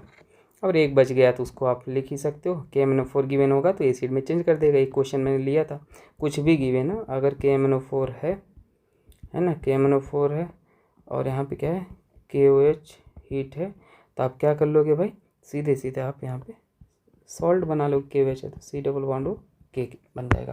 तो ऑप्शन नंबर कौन सा मैच कर रहा है, C मैच कर रहा है। आप एक बार मैच करा लेना, ठीक है। मैं ऐसे बना दिया हूँ प्रोडक्ट, आपको देख के, मैं समझ के। अब यहाँ पे देख लेते हैं। देखो कॉन्सेप्ट आप समझ लो, मेन ये है, बाकी तो चीज़ें एग्ज़ाम में आप कर ही लोगे। एग्ज़ाम में अच्छे से सब कुछ फिलअप करना है, ये है। और यहाँ पे पास C डबल बॉन्ड O और यहाँ पे पास C है, ठीक है। ये आपके पास क्या होना है NaBH4। ये क्या करता है भाई, कीटोन को रिड्यूस कर देता है। मतलब किस में कर देता है, अल्कोहल में, सीधी बात है, अल्कोहल में कन्वर्ट कर देगा। मतलब ये भी अल्कोहल में, ये भी कीटोन, और आपके पास ये वाला जो था ये भी आपके पास अल्कोहल में चेंज हो गया, सीधी बात है। फर्दर आपके पास ये बहुत अच्छा क्वेश्चन है, H2SO4 लिया गया था हीट के साथ। अब बात आता है कि कौन से H, ये H प्लस देगा, H प्लस देगा, लेकिन इसके पास भी लोन पेयर, इसके पास भी लोन पेयर, तो कौन सा H प्लस खाना चाहेगा। सबसे इंपॉर्टेंट क्वेश्चन तो यहाँ पे यही बन रहा था, ठीक है। तो यहाँ पे आपके पास जो H, आप अगर इसको बनाते हो, किसको मैंने बोला, देखो यहाँ पे आप क्या करोगे, H प्लस एक बार इसको खिलाओगे तो ये आपके पास बना, यहाँ पे क्या बन जाएगा, ये आपके पास कार्बोकेटायन बन जाएगा। और यहाँ पे आप पहले ऐसे ही रहने दो, एक एक करके करेंगे, चाहे तो एक साथ ही करना था आपको। और आप क्या करोगे, इस हाइड्रोजन को यहाँ पे लेके, हीट गिवन था ना तो एलिमिनेशन करा दिए, ठीक है। तो आपके पास क्या बन गया, यहाँ पे आपके पास ये डबल बॉन्ड आ गया, और ये इस तरीके से यहाँ पे OH और OH। अभी आपके पास फिर OH था, तो आप फिर के दोनों 2 डिग्री थे, है ना, तो इसलिए दोनों ही भाई, ये भी 2 डिग्री, 2 डिग्री ऑप्शनल तो था ही नहीं। 1 डिग्री 2 डिग्री होता तो 1 डिग्री वाले को H प्लस खिलाते, क्योंकि वो ज़्यादा एसिडिक होता। अब फिर से H प्लस खाएगा और ये H प्लस यहाँ पे खाएगा, तो ये निकल जाएगा, है ना, O प्लस आ जाएगा, और ये कार्बोकेटायन बन के जिस सिमिलर जो ऊपर किया आपने। तो यहाँ पे आपके पास भी ऐसे, किसी के मन में होगा सर इसी हाइड्रोजन को क्यों निकाला आपने, इसको क्यों नहीं निकाला, तो इसलिए निकाला क्योंकि अभी आपको समझ में आ जाएगा। अगर अब आप इसको, ये भी हाइड्रोजन है, ये भी है, तो हम इस वाले हाइड्रोजन को एलिमिनेट कराएंगे। क्यों कराएंगे, क्योंकि आपके पास जो प्रोडक्ट बन रहा है वो रेजोनेंस कर रहा है, कंजुगेशन बन रहा है। इस तरीके से अगर प्रोडक्ट बना है, देखो ये रेजोनेंस कर रहा है ना, ये पूरा, ये इसके साथ रेजोनेंस, तो यहाँ पे ये स्टेबल प्रोडक्ट है दोस्तों, तो इसलिए हमने ये बनाया है प्रोडक्ट, ठीक है। तो इसलिए मैंने क्वेश्चन ये लिया था, ये चीज़ बताने के लिए। तो स्टेबल प्रोडक्ट बनाना, ठीक है, कोई भी हाइड्रोजन को नहीं, सबको निकाल लेना, जहाँ पे स्टेबल बने उसको कर देना। तो नेक्स्ट क्वेश्चन देखते हैं 43। अब ये भी क्वेश्चन है, इसको भी समझ लेते हैं। तो देखो, कहो तो मैं डायरेक्ट ही कर दूँ, अब क्या ही इसमें लिखना, क्योंकि आपको बस ये नेम रिएक्शन है तो याद कराना था, इसलिए दिया था COHCl। अच्छा, ये क्वेश्चन मैंने किया था ना, वहाँ गटरमैन एल्डिहाइड सिंथेसिस था, मैंने वहाँ पे कुछ और कर दिया था, है ना। तो वो क्वेश्चन भाई जल्दीबाजी में, लगातार सोचो इतनी लंबी वीडियो क्या क्या बनाना पड़ता है, तो छोटी मोटी मिस्टेक अगर होती हैं दोस्तों, तो आप कमेंट करके कंफर्म कर लिया करो, कमेंट में हम बता दिया करेंगे, है ना। तो उसे आप समझ जाया करो, जैसे छोटी मोटी कुछ गलतियाँ एक्सप्लेनेशन दे रहे हैं, हो जाती हैं गलतियाँ, यार इंसान ही है। तो कभी मैक्सिमम ये होता है कि गलती नहीं करते हैं, है ना, कभी कभी अगर हो जाए तो आप समझ जाना, ठीक है। ये हेलो फॉर्म नहीं है, तो ये आपके पास, ठीक है, कौन सा रिएक्शन हो गया, गटरमैन कोच रिएक्शन होता है, ठीक है। तो एक हम जिसमें गटरमैन कोच लेना था, और हमने H2PD वाला ले लिया था, है ना, वो वाला रिएक्शन। तो ये आपके पास हो गया। एस्टरिफिकेशन आपको करना है दूसरे वाले में, ये एस्टरिफिकेशन मैं कहूँगा, जो आपको ऐसे में आप उस ऑप्शन को पकड़ा करो जो आपको आते हैं, क्योंकि ऑप्शन इलिमिनेट हो जाते हैं, तो आपको सॉल्व भी नहीं करना। मान लेते हैं ये वाला आपको नहीं आता था, एस्टरिफिकेशन है ऐसे बनता है, पर मैं आपको अभी डिटेल में इसको नहीं जा रहा बताने, तो आपको नहीं पता, कोई दिक्कत की बात नहीं है। HBZ रिएक्शन तो पता था आपको, HBZ क्या होता है, ये देखो अभी तो बताया आपको, HC कार्बोक्सिलिक एसिड है, ये क्या करेगा X2 और रेड फॉस्फोरस है, तो अल्फा पोजीशन पे आपके पास RCH और COOH हो जाएगा, और यहाँ पे X आके जुड़ जाएगा। बस इतने से ही ऑप्शन मैच करा लो, D वाला सही हो जाएगा, है ना।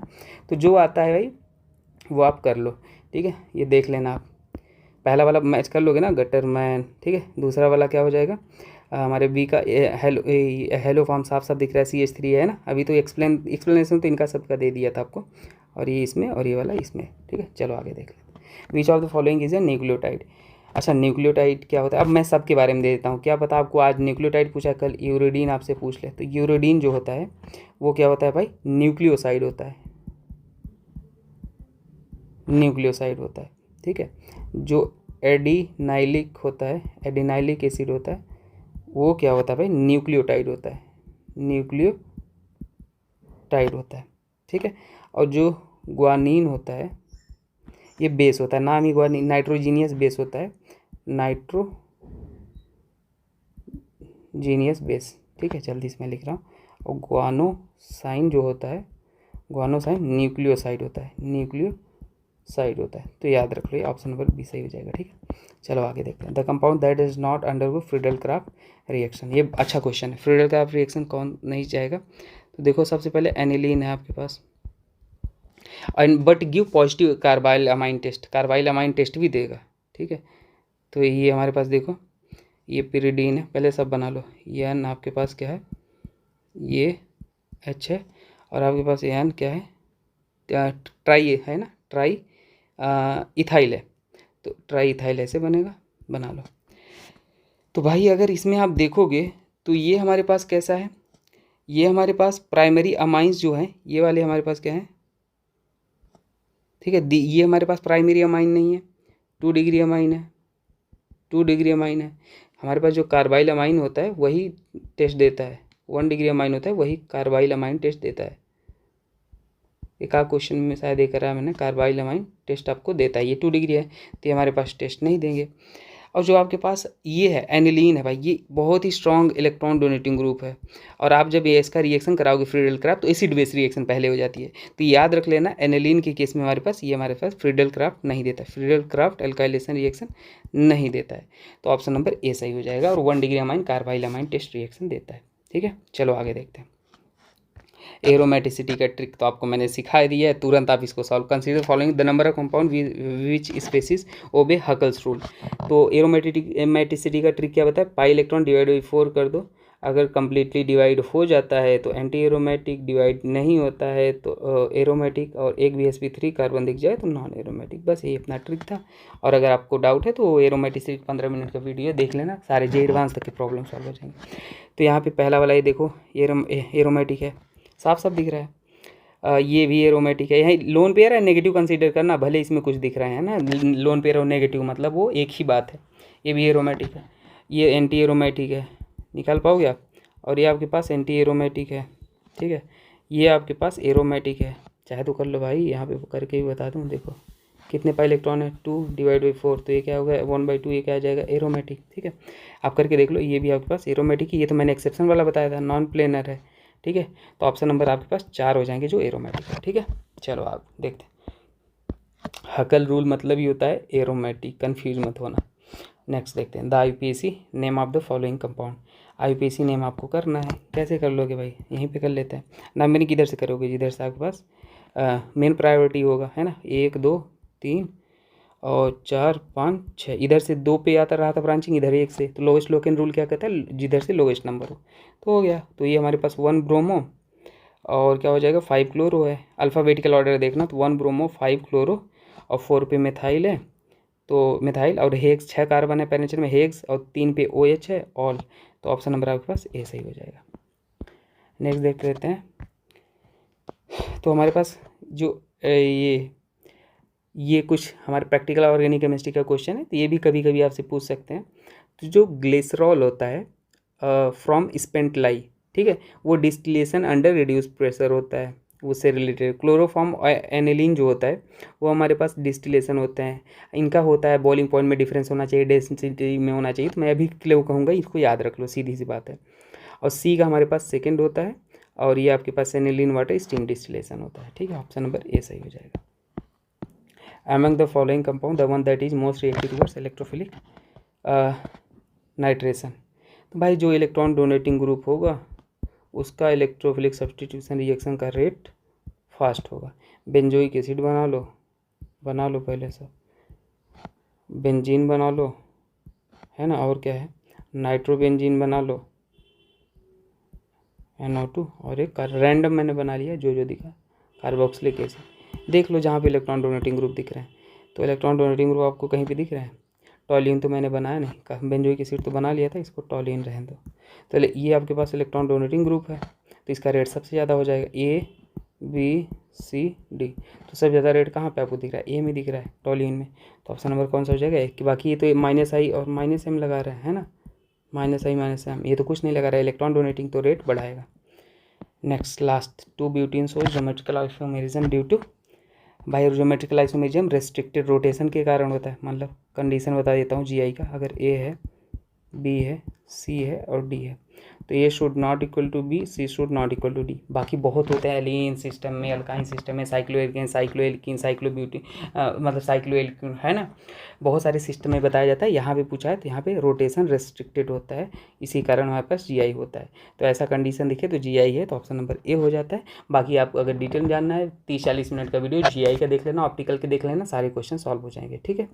बाकी आप कोई अपडेट के लिए हमें ज्वाइन कर सकते हैं, लिंक डिस्क्रिप्शन में दे दूंगा। बाकी 25 most expected question chapter wise देख लेना और गेस्ट पेपर सॉल्व कर लेना एटलीस्ट, ठीक है, आपका सिलेक्शन हो जाएगा। केमिस्ट्री में तो कोई दिक्कत नहीं आएगा। Thank you everyone.